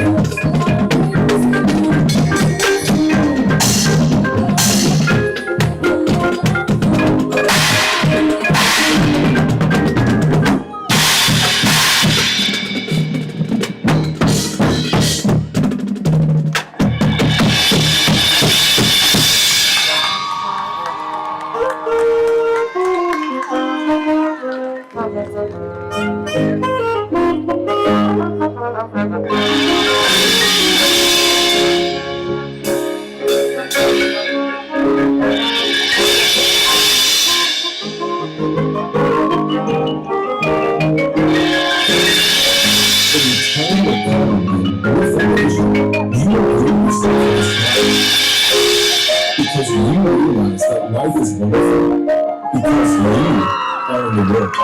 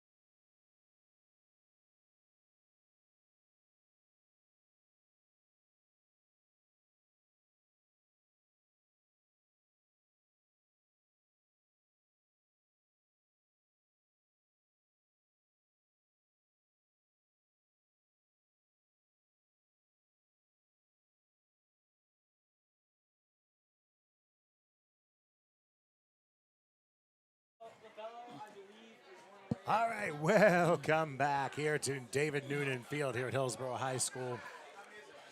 Hillsborough with a 7-0 lead as we are about to start the third quarter. Just in case you're wondering, we've got a progress scoreboard at the very top of your screen in regards to the ticker or whatever you want to call it.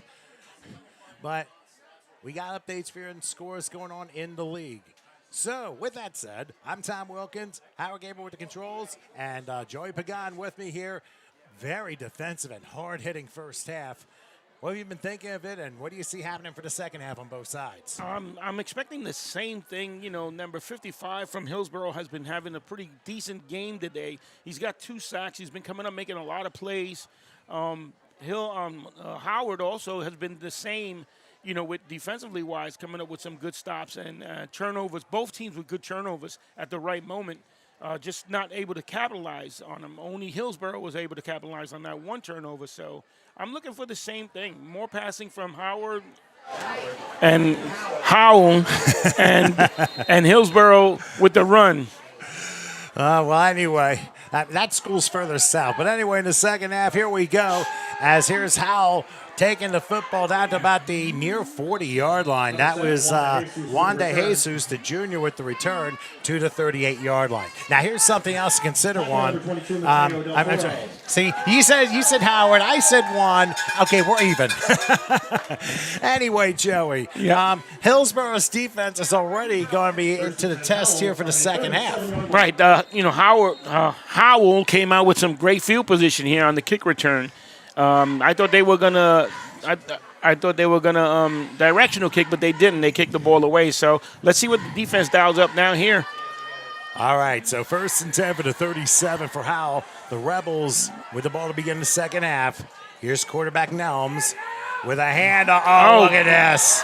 Oh, no, wait. They blew the play dead. They blew the play dead. Wow. And LaBello stopped the forward progress, and no gain on the play. No gain and a big loss on that. Could have been a big loss, but they gave him forward progress. They gave him, okay, that's pretty good. They gave him forward progress there. He's lucky, but unbelievably, they gave him a yard. He came up from his linebacker position right away, fired up. And, you know, I saw that the play was good, but he didn't wrap. For me, that's a bad thing. He was trying to strip the ball again. He was lucky the whistle blew. Mm-hmm. So, you know, you want to wrap up at this point. You don't want to give up anything. Don't want to make mistakes here in the second half. That's the key thing for Hillsborough. All right, 2nd and 9. Here's Nelms back to pass. Has time in the pocket still. Now he's going to dash to the far side. And lob one a little high. And the nearest guy was Shane Powell. Could have come down with it, but it was a little high over his head. But that was in the direction of Maloney. It's incomplete. Now it's 3rd and 9. He was playing good defense. He was out there. He read the receiver's route. You know, the quarterback overthrew it. I mean, he had, you know, being that he has those tall receivers, Powell is not as tall as he is and wasn't able to come down with that one. That was a close call there. So it is 3rd and 9, ball to 38-yard line. Hillsborough's defense has done a good job up to this point. Now 3 and out here. That will definitely start the offense. Here's Nelms in the shotgun, back to his left. A play fake, back he goes. Now he's dashing, he's firing, and it's incomplete. I think the receiver slipped. Good play. They went in the direction of Matthew Iandoli, the senior. And Santa Barbara was the one made the stop. Yeah, Santa Barbara on that defensive play right there. He was right on him. Well, right now, the adjustments that I see coming out the box is that Hillsborough went and they played a safety high up in the middle, which was good for them right now. Well, Van Cleef was going to take the ball and said, oh, never mind, you down it. About the 25, 26-yard line. So just inside the 25, and that is how Hillsborough is going to start. So that's a positive for Hillsborough's defense. They weren't on the field long at all to begin the second half. That is correct. 3 plays and out. Well, like I said, they did make a good adjustment. They kept the safety in the middle of the field, which they weren't doing in the first half, and it was allowing the receivers to get down deep on the one-on-one matchups, and they're taller. We know that they're taller on the defenders, and he's just got to get the ball up close enough, 50-50 ball, and they're coming down with him sometimes. All right, so 1st and 10 from the 25-yard line. They're going to do 4 receiver set, tripling the left side. Jankowitz lying up to the left of Reiling. Now a handoff up the middle, trying to move the pile, and Jankowicz gets a couple. Actually, not as much as I thought. He gets maybe a yard to stop made by Andoli. Andoli, he had a little help by number 42 also, Lorenzo there. He came up and made a play with him, so that was good. They try to spread them to see if they can run the ball inside again. Let's see what they come up with now. They brought the tight end now. Maybe they're going to use the extra block, and they're going to go off tackle, I think, this time. Yeah, rather than straight up the three middle. wide slot left here.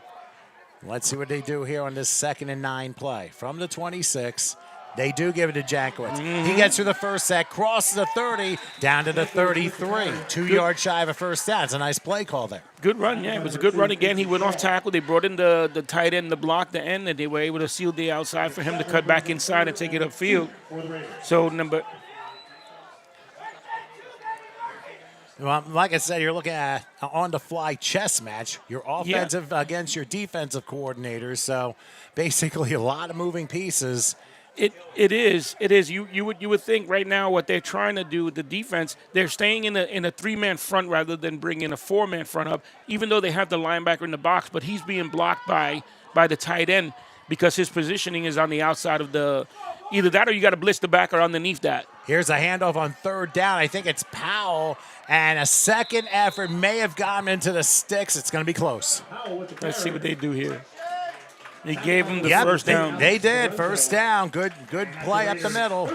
So once again, what I'm trying to say is with that 3-man front, your linebackers have to be quick on the ball. The minute they see the hole opening, they need to shoot downfield and hit the window right away. If they take their time, it's off to the races. The lineman gets second level, and they get the blocks on, and they keep going. So linebackers got to react faster for Howell. Looks like Schwartz is in the game now for Jankowicz, giving him a little bit of a breather. 1st and 10. Now they're going big. Oh, they're going double wing here. Oh, wow. New formation. Back to pass, Rowling looking. He's going to take a shot down the field. He's got a man. There was a tag, and they're going to throw the flag as Jankowicz was pulled by the shoulder pad. That's going to be a 15-yard penalty. We'll see what the officials say, but I'm thinking it's pass interference. Pass interference. Defense. That's a 15-yard penalty. It's going to result in a... That is a first down indeed. Going to be past the midfield stripe. But that was a smart play by Rowling to take a shot down the field. He almost had Jankowicz, but there was that tug at the end, and the defender was not looking for the ball. Well, there it is again, right? They ran the ball a couple of times successfully down, up the field. And when you come with play action, you came up with a double wing this time to throw off the defense, make them think that it was run again, and wind the play in action and getting the receiver downfield. Fortunately, you got a penalty. Between split backs, here's Jankowicz on first down. Oh, he gets undercut and may have lost about half a yard on that one. Great play by the defensive lineman, number 57. Lorenzo with the stop, the senior. Good play. This time the defensive lineman was able to shoot through easily and make the play in the backfield. Once again, that's a recognition by the defensive lineman. If your man leaves, he pulls, your guard pulls, you follow, and it takes you right to where the ball is going. And that's how you make the play. 2nd and 10, right at the midfield stripe, and receivers taking a lot of time getting over. They're going to triple the left side and keep the right side empty. Rallying, waiting for the play call. Probably a long audibleize. Here we go in that 2nd down play. Riling back. He'll have a little time. There's a pass. Oh! Nearly telegraphed. It went for Santiago, tipped away by Padilla. He was reading pick 6. He was going to run that thing back to Howell. It seemed like Padilla saw that play on film and realized it. He jumped it right away. As soon as he saw he had a good break on the ball, he just couldn't come down with it. That's exactly how you want your defenders to play that. As soon as they recognize the play, you jump, you get a good break on it, and you make a play. Should have been a pick 6 there, but couldn't come down with it. He was a little bit behind, but the least he could do is at least knock it away, and that's exactly what he did. That is correct. So now we got 3rd and 10 right at the midfield stripe. Now they're going to spread. Jankowicz will line up to the right of Riling. Pretty big play in this one. Yeah, they got to get something here. Back to pass. Rallying, rolling right. Gonna take a shot down the field. They got him in. And it's a little high, incomplete. No flag this time. They went for Santiago, and it was a little bit too high. Ends up going incomplete. Good coverage by DeJesus on a play. Great coverage by him. He was underneath. He had a bit of a trail technique with the safety over the top, so he was able to make a good play on that without having to worry about the receiver. But safety was there, but Jesus made a great play. Well, let's put it to you this way. Joey, you got a punt coming up, and Powell, if he can pin him inside the 20-yard line, you're looking at a field position game now. I mean, we're still not halfway through the third quarter yet, but you're looking right now at a field position game. He'll take the snap, and it's a good punt. Good punt. Will it be taken? Yes, it's about the 13-yard line. Slamming on the brakes, and now running around, crossing the 20, and then the 30, makes a spin move, and a nice return. At about the 33-yard line. We'll see where he's spotted. It was a great punt, but, sometimes you get a good punt like that, you kick your coverage team. And they don't get down there quick enough, and they can't make a play. So, you wind up getting a decent return on that. So, it may be better sometimes to do a directional punt, try to get the ball to go out of bounds so that they don't have these returns in the field position for them. Joey, that's what I was going to say. Basically, Powell literally punted right to Padilla, and he returns it for 19 yards, maybe 20. Right. Gives them great field position right here. So, see what the defense comes up with now. So, Egan Nelms back in the shotgun between split backs. 1st and 10 to 33. He's back to pass. He'll fire one, and the pass ends up going a little bit wide, incomplete. Again in time for Maloney, but he couldn't come up with it, and it's 2nd and 10. Right. Well, Santa Barbara on the coverage again. These two have been going at it all night also. And, as of right now, Santa Barbara's winning. He was there. The ball was a little underthrown, I think, but he was still there on coverage. It would have been a completion probably, but not a first down. But it would have moved this, the ball up at least 2nd and short. Now you got 2nd and 10. I think Hillsborough's defense playing a lot better in comparison to last week. And we're seeing that right now. 2nd and 10. Here's a pass up the middle. It is, knocked away, incomplete. That went for Padilla. He had it for a second, and then the hit knocked it out. Never had full possession of the ball, so it's incomplete. It was a great play, once again, by the defensive back there. Sitting back in his spot, recognizing the ball coming across the middle, made a play on it, broke on it, excellent, and made a good play there, and not allowing the receiver to come down with the pass. That will make it 3rd and 10 from the 33-yard line. And right now, Howell, and remember, it's a one-score game, but Howell basically seems to have given up on the run a little bit. That seems to be right, but, and Hillsborough's in the pass defense right now, so they're playing the sticks, right? They got the safety out here right on the sticks, right in the middle of the field, and the corners are playing soft right now. Nelms back, play fake, looking, firing, and the pass is caught for a first down. That's where the height comes into play. Them tall receivers are coming down with the ball. Maloney. Yeah. And that's a first down. He got to the 43-yard line. And he was in man coverage. Number 1 was with him all the way across the field. Actually, they ruled it incomplete. I'm sorry. Oh, wow. Looked like he did, but evidently he lost it on the way down, so it ends up being incomplete. So Hillsborough makes another 3-and-out stop. It's good for Hillsborough here. Let's see if they can get a decent return on this, get some good field position. Here's the punt. Van Cleef is back, and he's going to call a fair catch again at the 33-yard line. Good punt. So a good punt as Hillsborough has 1st and 10 run. Now the coaching staff real quick, led by Kevin Carty Jr., assisted by Don Adams, Justin Baumsat, Wayne Briggs, Vince Coviello, Patrick Danapoli, Tino Sullivan, P.J. Jankowicz, Rocco Mazzagatti, Kevin Carty Sr., and Brandon Weirder. Mike Volpe's the superintendent, Jeff DeLolo is the principal, Mike Davis, the athletic director, James Maka, the team doctor, Iron Mike Davis is the athletic director, the team doctor is James Monica. The others in a moment. Many happy returns to Mike.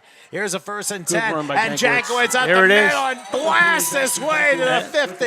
A 17-yard pickup and a first down, and Jankowicz starting to feel it now. He is starting to feel it. You said it earlier in the first half that, eventually he was going to break one for a long one.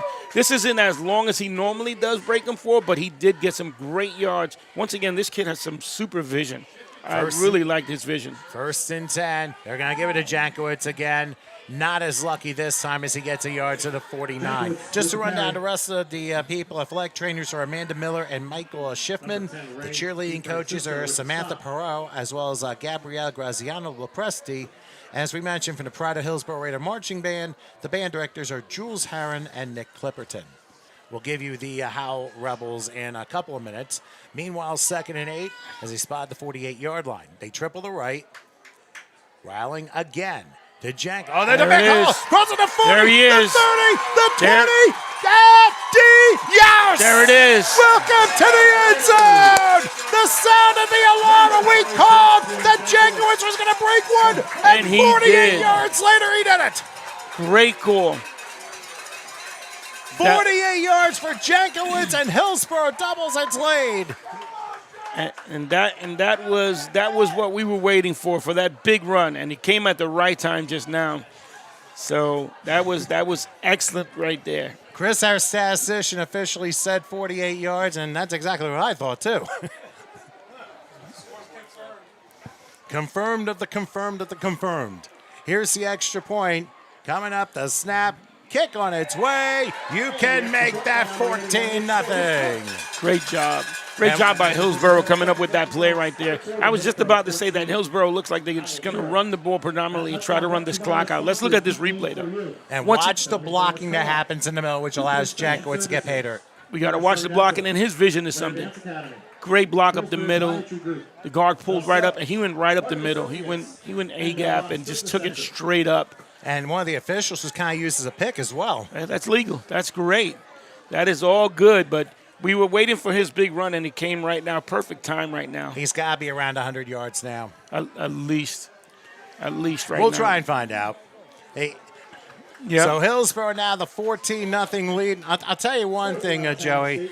We've been talking about Howell being kind of more of a passing team here in the second half. Running game might be out the window right now. Oh, definitely. With a 14-point deficit right now, they're going to have to come out and pass. I'm going to expect to see Hillsborough in that at least a cover 3.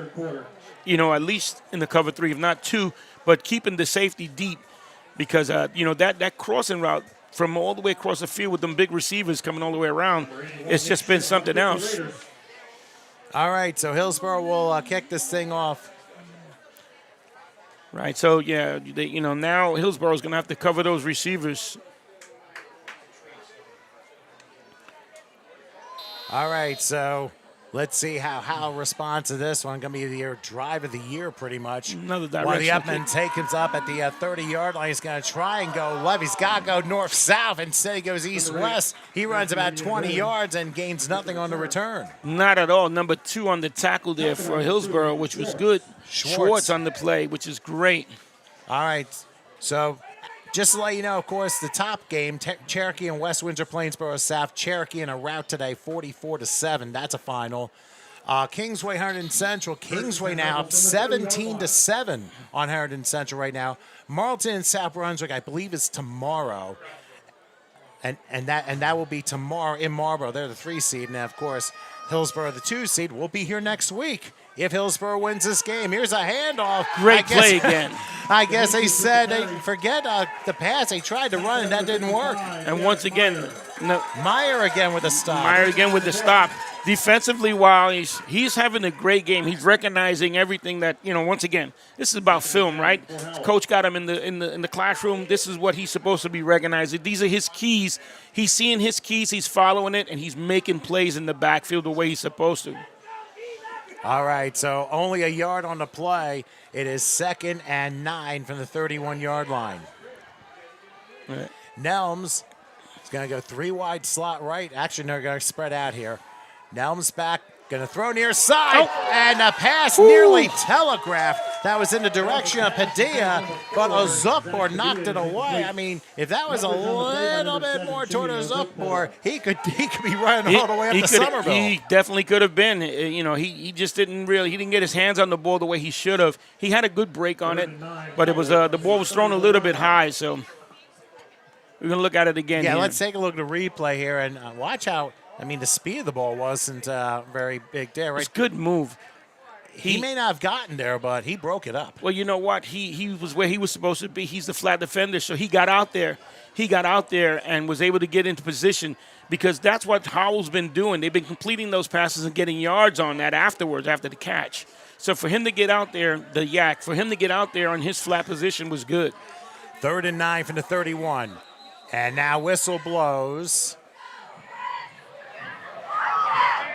What we got? Delay of game. Oh, too much Offense. time. It's a 5-yard penalty. Still 3rd down.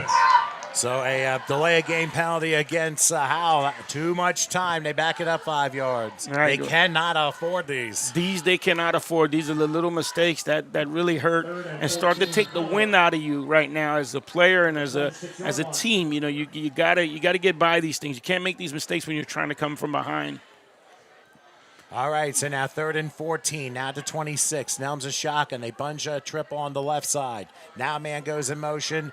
Nelms back, looking, throws the middle, pass is caught. Padilla again, slips out of a tackle, only gets to the 35. Not a bad play, Good call. Once again, you know, your defense is playing deep to prevent that deep pass, and you 3rd down, 3rd and long. They've completed the ball underneath. Everyone's doing what they're supposed to be on defense. We rally to the ball, we make a play. Great coverage, great defense. 3 and out. Powell with the stop. And Howell is going to punt on 4th and 6. Tough break. That delay of game again, incredibly costly. Here's the snap. They're coming, but the punt's away. And Van Cleef again will call fair catch at the 35. Good call. Good call, fair catch. Good field position from the 35. Let's see what we get. I think we're going to get another big dose of the run right here again. Well, I wouldn't be surprised. Now they're trying to play a game of clock and field position. You're up 2 scores. You can pretty much do what you want, but you want to be safe in doing that as well. Of course, you want to attack, but pick your spots. That's correct. You want to get, establish your run again, and then, get the defense on their heels so that you can be able to throw the ball on them. They triple to right on 1st and 10 from the 35. That's Schwartz. And he's going to slip out of a tackle, cross the 40. He gets to the 43. That's an 8-yard pickup. That's an 8-yard pickup. Once again, that's exactly what you want on 1st down. You want a manageable 2nd down. Actually, so that if you do want to open up the gain of 9, even better. Yeah, that's what I was going to say. Yeah, if you do want to open up the playbook now, you can, because you got a really good manageable 2nd down here. So, you may even want to pass. You may play action because they going to figure you're going to run the ball here. So 2nd and a yard from the 43. And what a surprise. They try and sweep around. And a 1st down crossing the 45, gain to about the 46. So move the chains, gain to 3 for Schwartz. Good move by Schwartz. He got to the outside. There was a defender out there. He cut back inside and made a miss and was able to get that 2 yards to get the 1st down there. So that was great on his part. Good vision. Imagine what they're going to be like next year. Jankowitz a senior, Schwartz a junior. That's going to be a good 1-2 punch. Definitely going to be interesting to see who the fullback's going to be as well, but that'll come next year. All right. So, once again, we'll see what happens here as far as, looks like they're going to run it again. We'll see. They triple the right on 1st and 10, and you're right. They do run again with Schwartz, and Schwartz will get past the midfield stripe. They might give him the 49-yard line. It's a 5-yard pickup. Well, it was a good run again. Once again, right up the middle. The middle linebacker had an opportunity to make a play, number 10, and he missed his tackle there. So, they know what's coming, and they got to stop it, but they're just not able to stop it right now. One note, Corey Moses Lonan made the stop. He has had an excellent game today for Howell. Right. He's been coming up big, all day. After being injured for a moment, he got back up and decided, he was going to have himself a good game. Here's a handoff again, and it looks like Schwartz again. He's going to be short of a 1st down.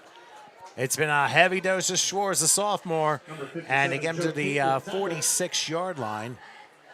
Stopped that time by Joe Cate, the senior.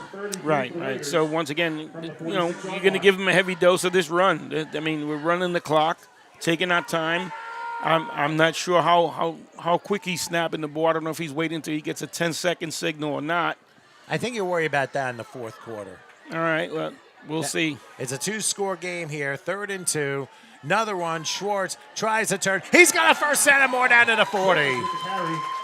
Boy, is he shifty. He is very shifty. Both of these backs, him and Jankowicz, really got good vision. The play is designed, it looks to be designed that way. We're going to toss wide, let the defense over pursue, and then cut back underneath with our blockers, which is really good. And these kids got great vision. When they see that hole, they shoot it and they hit it right away, get upfield. All right, so 1st and 10. Official timeout here. Hold on a second.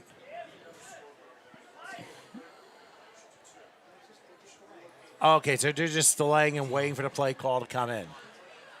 So they'll send a triple to the right side. They don't huddle. Again, the back to the left. Will they give it to Schwartz again? No. Yes, they do. I'm sorry. I got faked out again. Yeah. Hey, they say Rowling was using his arm, but he didn't have a football. Hey, he faked it well. It was a good ball fake, but Schwartz got another couple of yards out of that. Once again, 2nd down. We're moving the clock. Clock is still ticking. And, they're taking their time about doing what they have to do offensively. He's taking his time calling the plays. He's looking at the clock himself, the head coach there, and trying to, just take his time a little bit, not rush. Joe Kate with the stop there at 2nd and 8, ball to 38-yard line. See what Rowling does here. Got to do something different. Or they do it for a 7th straight play. Why not a 7th straight play? And he's going for a little bit more. Wait a minute. And did he lose the ball? He lost the ball, and Howell gets it.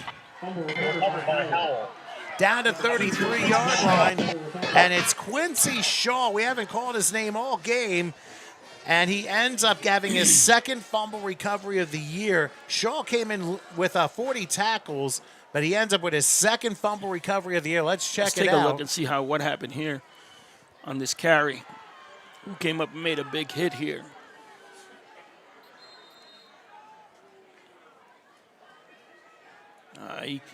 Right there was when safety, the ball came out. Looked like the safety number 10 came up with a big hit on that play and caused the ball to pop out. DeFrancisco again. 1st and 10 for Howell. A long pass into double coverage and almost intercepted. Van Cleve came close, just couldn't haul it in. That coverage was very close. Wow. I thought it was an interception there, but he didn't come down with the block. And I think he overran him in the back. He probably thought the ball was going to be a little further downfield. Didn't even turn. Was a little bit underthrown. Well, hey, baseball players lose it in the lights, and sometimes it happens in football too. Yeah, no, definitely you can lose the ball in the lights here. I mean, outside of the lights, there's really not much more light. No, there's not. Outside of a full moon that's above us here. 2nd and 10 for the 33-yard line. Nelms, he's going to go with an inside handoff. Going to about the 36, 37-yard line. DeJesus gets 4 on the play. And once again, Boraski was able to make the stop. Right. So, they try to catch the defense sleeping. They figured they were going to be in the pass defense, and they run a draw to try to get some yardage and move the chains. But the defense held. They did what they were supposed to do. Made a play on the ball, rallied up. Now you got 3rd and long. And coming up to 30 seconds and counting here in the 3rd quarter, this is play of the year now for Howell. 3rd and 6 on the 37-yard line. Nelms, shotgun formation, he spreads, goes back, looks, throws sideline, pass, couldn't come up with it, incomplete. And Maloney, the entire receiver. And once again, Howell looks like they're going to have to punt. They force a turnover, but go 3 and out right after that. That is a numb shot. That is correct. I mean, in the second half, they've had 3 series. They've gone 3 and out each one. All right, that's right. Let's see what. So they quickly punt the ball. What will Van Cleve do this time? He'll let it go, and it takes a Hillsborough bounce down to the 41-yard line with 9 seconds left in the quarter. Well, the Hillsborough came up with a great defensive series there. Another 3 and out, to be able to get Howell off the field and, not allow any points. Now Hillsborough, once again, we need to control the clock, run the ball if we can. Ball security from now on, right? From here on out, we're 9 seconds left in the 3rd. We're going to go into the 4th quarter. It's about ball security now. You got to make sure you hold on to it and you don't put it on the carpet again. Well, right now, Jankowicz is in. Obviously, that last series, they wanted to give him a rest. Schwartz got 7 carries, but the 7th one was unlucky when he fumbled it. But no damage. First and 10 for the 41-yard line. Here's Riling in a shotgun, and here's Jankowitz this time. Up the middle, pushing to Great about the run. 46. That's a 5-yard pickup, and that leads us into three-quarter time here at Hillsborough. It's the Raiders 14, the Rebels nothing. We switch sides, and we'll come back with the final quarter of this one right after this.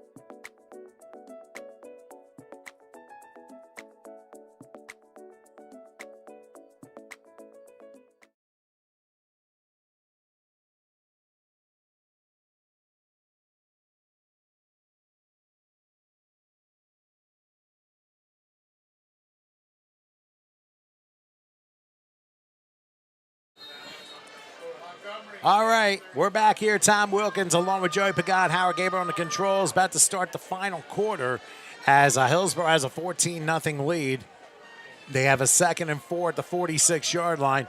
Jankowitz on the carry again. Gets lost into a bunch of white shirts and only gets to the 48-yard line. Just got word of a breaking score. Watchung over Bridgewater Raritan 33-26. That game in the final quarter.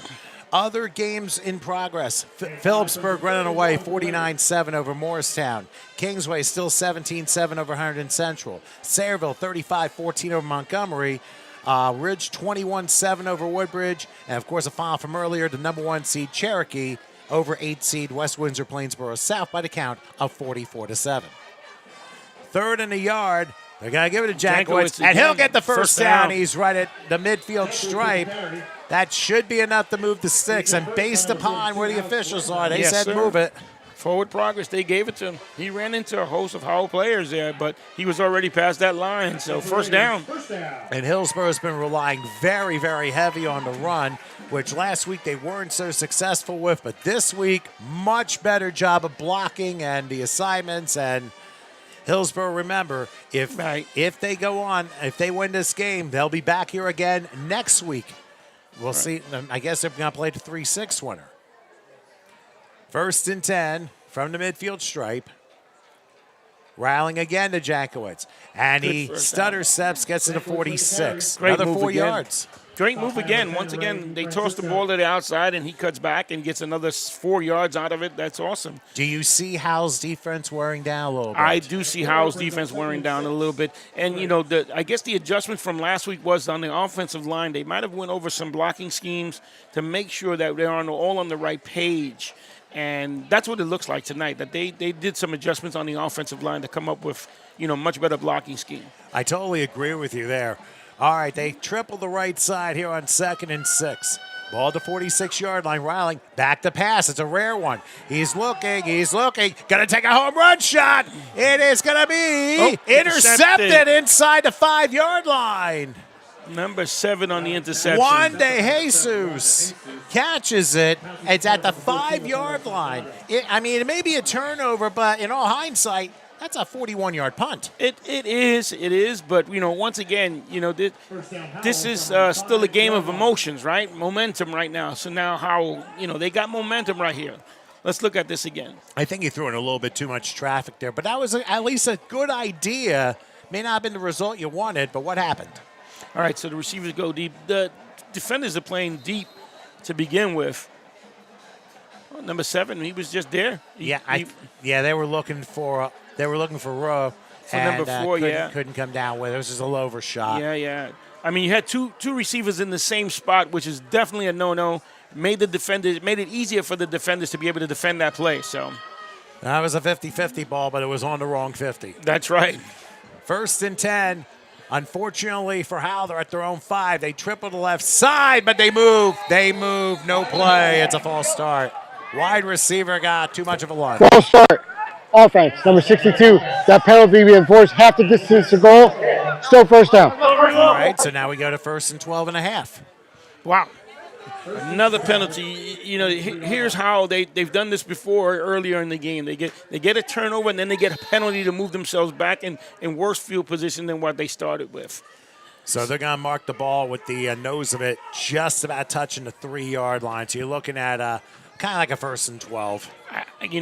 This is where the defense has to play smart, right? Because you want to apply the pressure, you want to come get it, but you don't want to give up that big pass, one play for a touchdown here, and give Howell the momentum again. This is the 3rd time Howell's been inside their own 5-yard line to start a series. 1st and 12. Nelms. Another flag. And it's going to be too much time. Delay of game.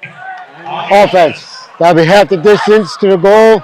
Still first down. And back to the 1.5-yard line. Oh, boy. Talk about shooting yourself in the foot. Well, I think a lot of it's the pressure, I think, is causing the disciplinary troubles here.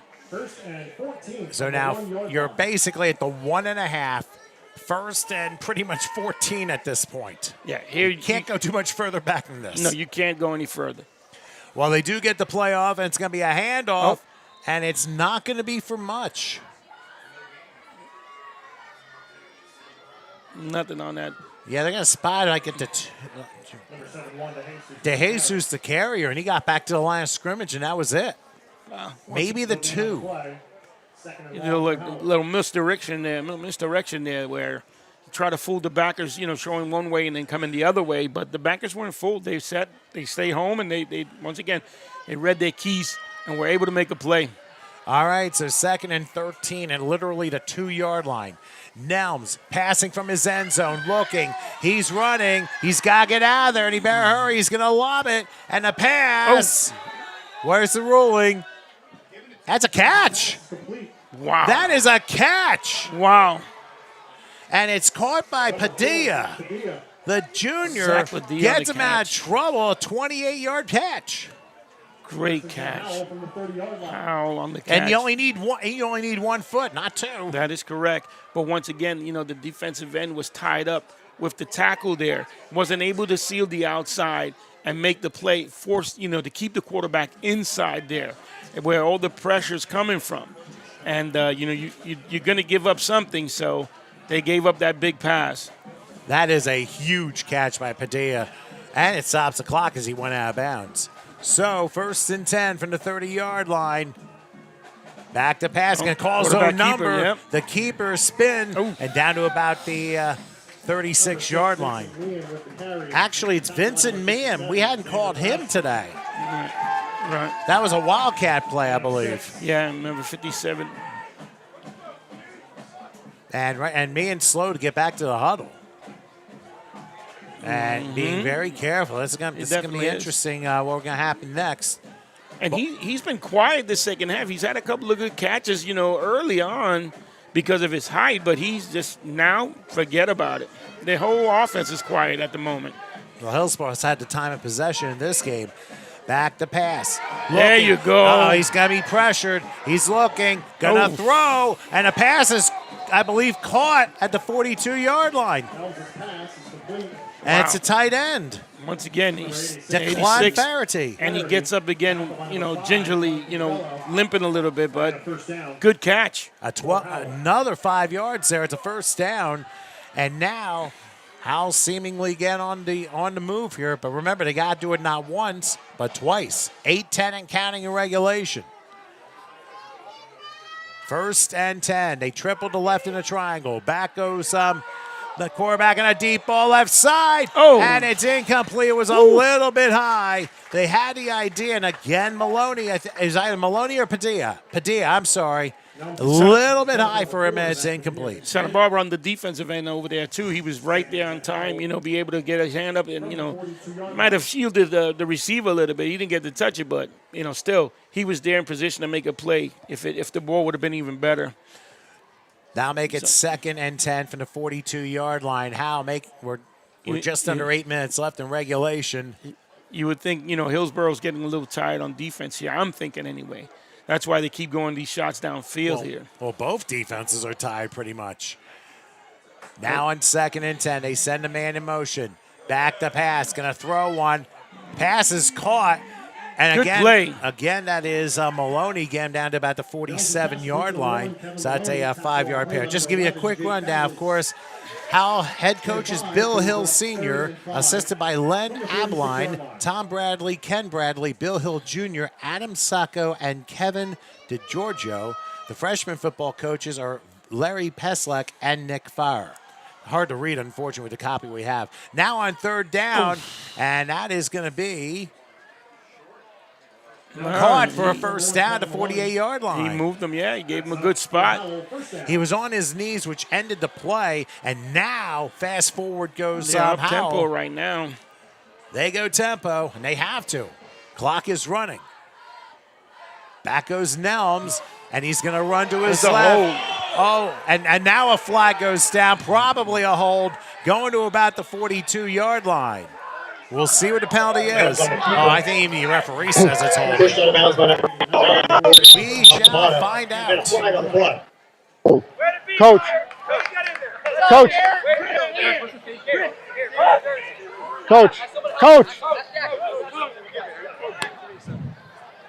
Holding on the offense, number 57. That's a 10-yard penalty. Still first down. Just to complete the Howell coaching staff, the athletic trainer is Amy Guillon, and the athletic director is Pete Meehan. So 10-yard penalty. I mean, everyone in Hillsborough said it was a hold, and I think the official agreed. And number 55 again with the pressure, who caused the. They had to hold because he had gotten through the line of scrimmage. You know, once again, defensively, he's having himself a game tonight. And, you know, once again, I guess he was called on a blitz, and he was able to get through, and he had to be held because he was. Okay, first and 20. A lot of pressure here. Back in their own territory. Back to pass. Nelms gonna throw another deep ball. Maloney again, just over his head, incomplete. He has taken like 4 or 5 shots, and he's just missed on all of them. Yeah, he hasn't been able to connect on them deep balls now. So, yeah. I tell you, and that matchup's been going all on the second half too. Number 21 and number 1. For Van Cleef. And Santa Barbara facing off against Maloney. Yeah, that matchup has been there so much. It's unbelievable. Well, let's imagine Howell trying to come up with something here. Egan Nelms, the quarterback, trying to hit a home run here, and they're going to need to hit a couple of them. 2nd and 10 for the 42. Here comes Hillsborough. Pass is caught. Maloney crossing midfield, and he is brought down out of bounds right at the sticks, at the original line of scrimmage, rather. Yeah, he got a good chunk of that back. Now it's 2nd and 10, or third and 10 right here. But he managed to get out of bounds also, which was a good thing, and stop the clock there.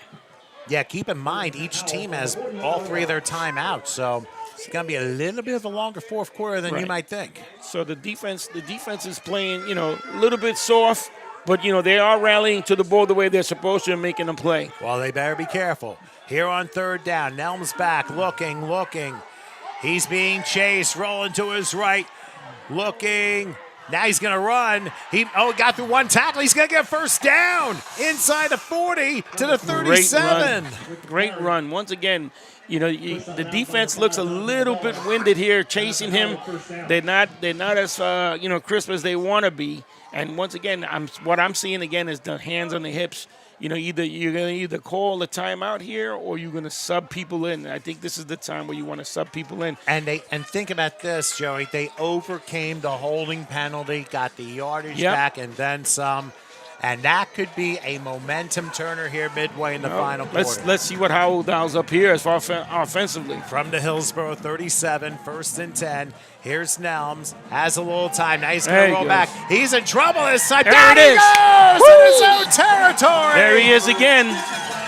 Oh, that's got to be the player of the game right there, Garrett Meyer.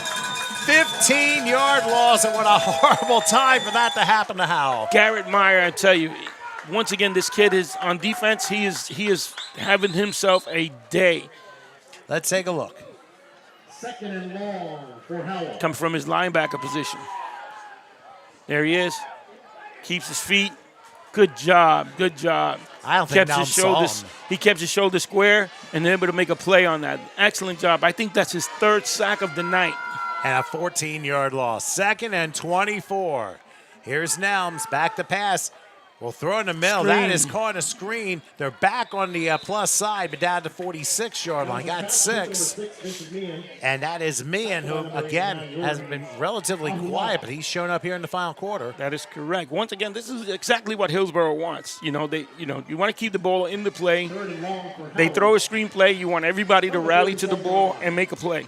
Exactly what you want as far as the defensive goes, because it keeps the clock moving and they're not interested in calling a timeout. So. All right, so now we have a 3rd and 19 coming up. They got a way to go. Way behind the sticks here. Back goes Nelms. He's looking, and a pass is caught inside the 40, and out of bounds to the 35, 34, and that's Meehan again. Right. Once again, you're giving up something. You're going to give up that short pass. He got to the 35, so this is 4th and somewhat manageable here. 4th and 8. 4th and 8, it is, but once again, now the defense has to tighten up a little bit more because you don't want to give a first down up here.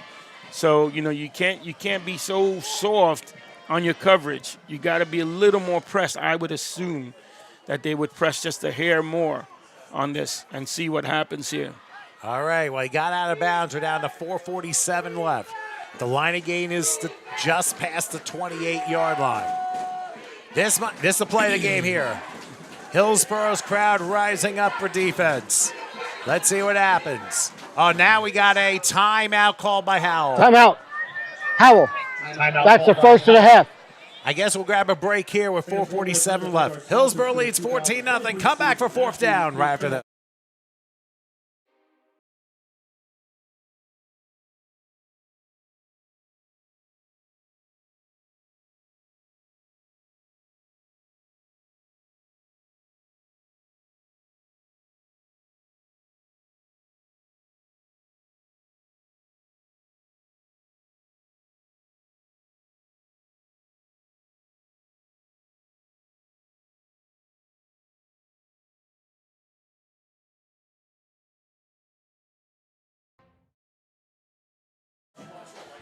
Just a quick note, right before the game, my son actually texted me and said he was going to promote this game to all his friends' socials. So for those of you checking us down in South Jersey, thank you so much.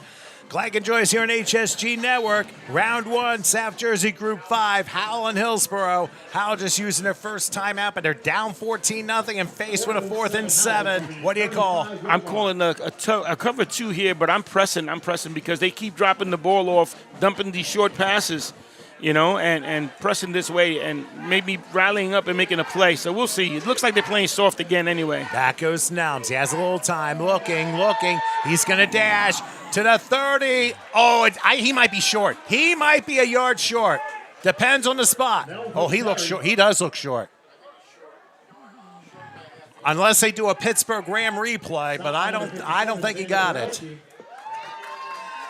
He didn't make it past the 28. That should be Hillsborough's ball. So let's see what the officials say. Official time. I think they're going to bring the chain gang out just in case.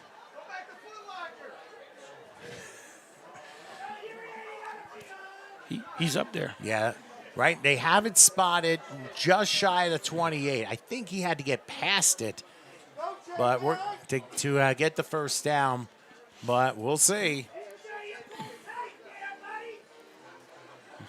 All right, well, they're going to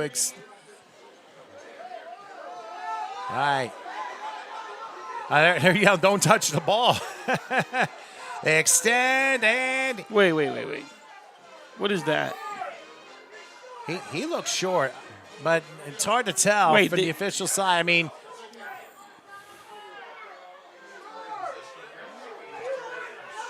They're discussing something. He might be... Not exactly sure. I mean, Hillsborough says they're short. I mean, from our point, we thought they were short. Howell's like, wait a minute, you kidding me?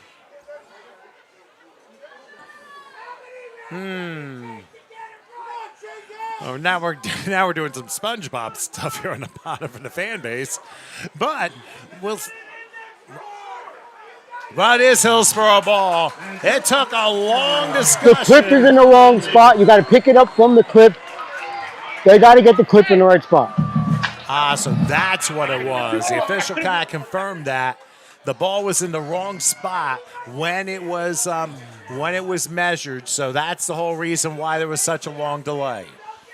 But Hillsborough gets it on down. It's good news for them, and it'll be 1st and 10 right outside the 29.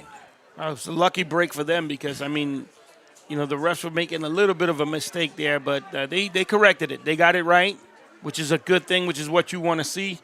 Turnover on downs, and now, you know, it's up to Hillsborough to just keep this ball moving and not turn it over themselves. And here's Jankowitz on 1st down, and he might get to about the 30. And that's why there was that long official discussion, Joey, because in a winner-go-home game like this, I think timeout is called by Howell for their second one. That was their second. They have one left. We'll keep it here for the moment. But, Joey, you notice how they took a long time discussing it. You see how important it is to get the play right before anything's decided on. That's correct, which is great because, you know, you can appreciate that they're taking, you know, pride in their job. They want to make sure they get the right call. These kids, you know, rely on these refs, you know, to help them out sometimes, and, you know, at least get the right call. You know, you can't, you know, if it doesn't go your way, it's okay because it's the right call. At least you know they made the right call. So that's the important thing here. You move the goddamn clip, and then you pick it up. All right, and obviously the officials just going through a couple of quick things as we head to the final 4.5 minutes. So just a reminder, folks, if Hillsborough hangs on and wins with the last 4:25 left, we will be back here next Friday at 7 o'clock here at Noonan Field at Hillsborough High School. The opponent remains to be seen because that game hasn't been played yet. Correct. Let's see what they come up with. I think you're going to get a dose of Jankowitz here if he's in. That's exactly right. They try and sweep around. There Slips it through a is. tackle, 35, 40. Jukes Renner, look out. He's going to midfield, to the 40, to the 30. And he slammed. But did he step out of bounds? He wanted to stay in bounds. Out. The clock was going to stop anyway to move the chains. So it's going to be a 1st down. But for a second, I thought something happened to his leg. Once again, it was a great run by him. You know, another big run. Keep the clock moving. Stayed in bounds so that this way he can, you know, keep the clock running.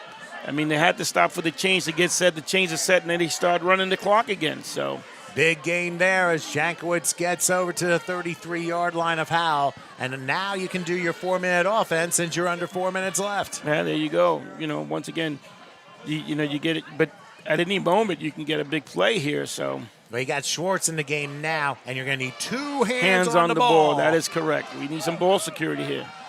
Massive. Howell down to 1 timeout. And here is Schwartz. Up the middle, crossing the 30. Still fighting his way to the 28. And Howell's going to use the last timeout right here. Timeout. Okay. Howell, that's a 3rd and final. Timeout of the game. So we'll say here once again, and Hillsborough right now in a great spot here. As, like I said, they will play the win. Hillsborough will play the winner. Actually, you know what? Why don't we grab a quick break? Still 14-0 Hillsborough. We'll come back in a moment.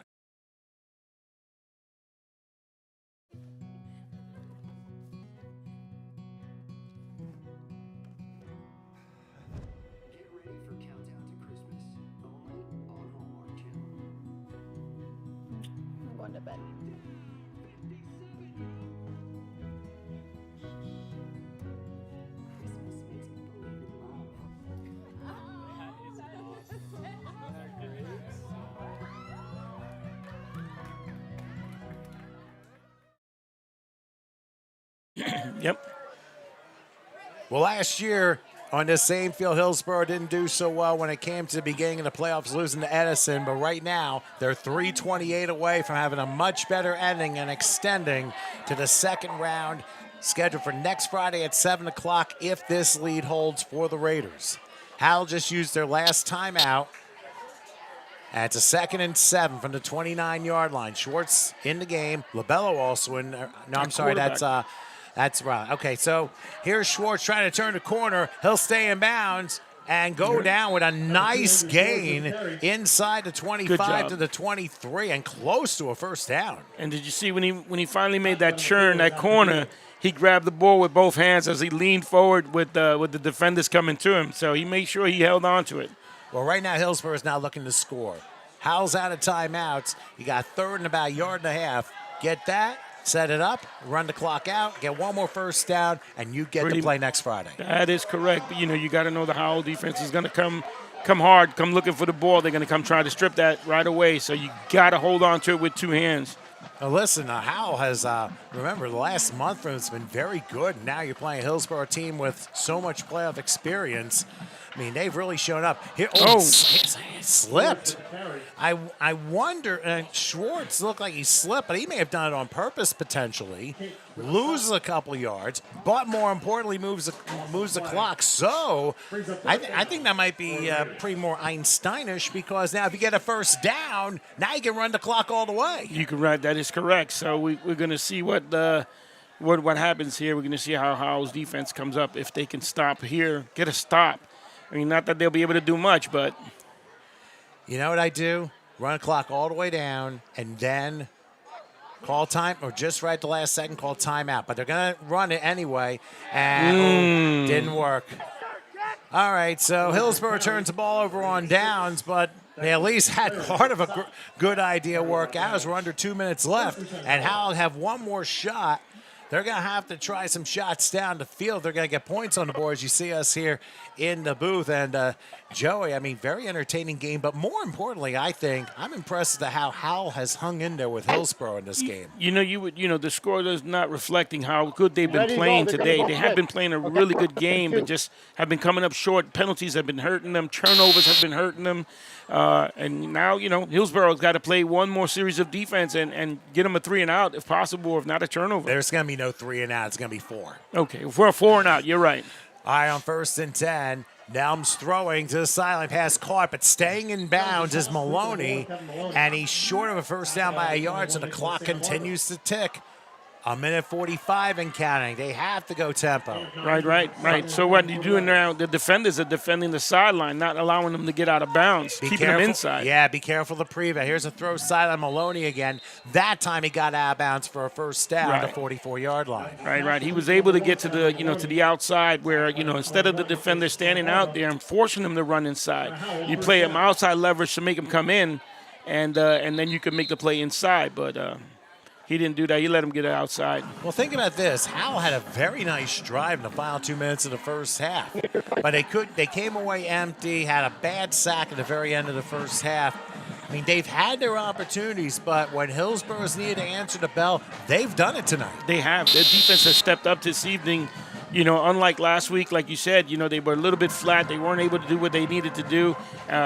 Great defensive game by number 55 again on the Hillsborough team. He's been having an amazing evening. So, okay, 1st and 10 for the 44. Nelms in the shotgun. He'll take it. Has time. Got to take a shot down the field. That one, I think he got it that time. And that's Padilla. Yeah. Padilla catches it inside the 20 and goes out of bounds. And Schwartz was on the coverage, but didn't even look like he made a play on the ball. Like, I don't understand that. I mean, he was there. Put your hands up, do something to try to defend it. You understand? But he absolutely nothing. And he allowed him to get out of bounds, too, so. And Hillsborough's going to use a timeout because they want to talk about this. Hillsborough. Let's grab a quick break with 1:20 left.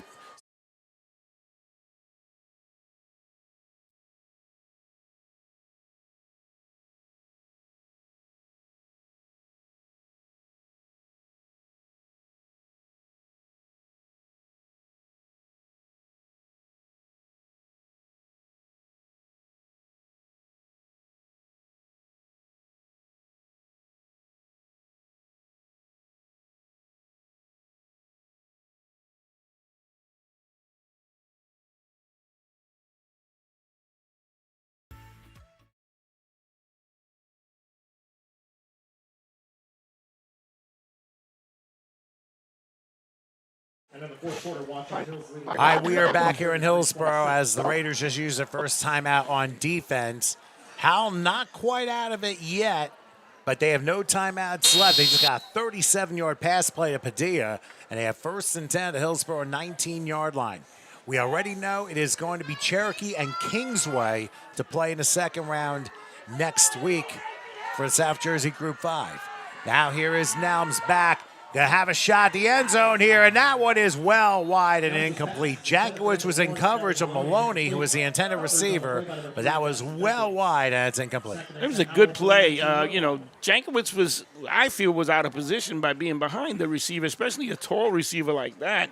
He had good possession. A 50-50 ball would have been caught by the offense. It would have been a touchdown, but it was overthrown out of the end zone. So Hillsborough got lucky there. I mean, even though there's not much time left, but you still don't want to give up a quick touchdown here. At least keep Howell having a pulse. That's right. 2nd and 10 from the 19-yard line as they break huddle. We're still man coverage here rather than being in somewhat of a zone. And Nelms wants to end this on a positive note. This could very well be his last game, him being a senior. Nelms takes it, back, looking, going to take another shot at the end zone, and that one is... Nope. Does anybody have it? Nobody's saying anything. Incomplete. And it's incomplete. Finally, it took a few seconds, but it looked like there were like 5 people getting the ball. I was like, oh, boy. Yeah, one receiver there, and there was like 4 defenders. And it was Schwartz who almost came down with it, but the ball hit the ground. Good defense. Good defense once again. They managed to recognize where the receiver was and get out there and get on top of him.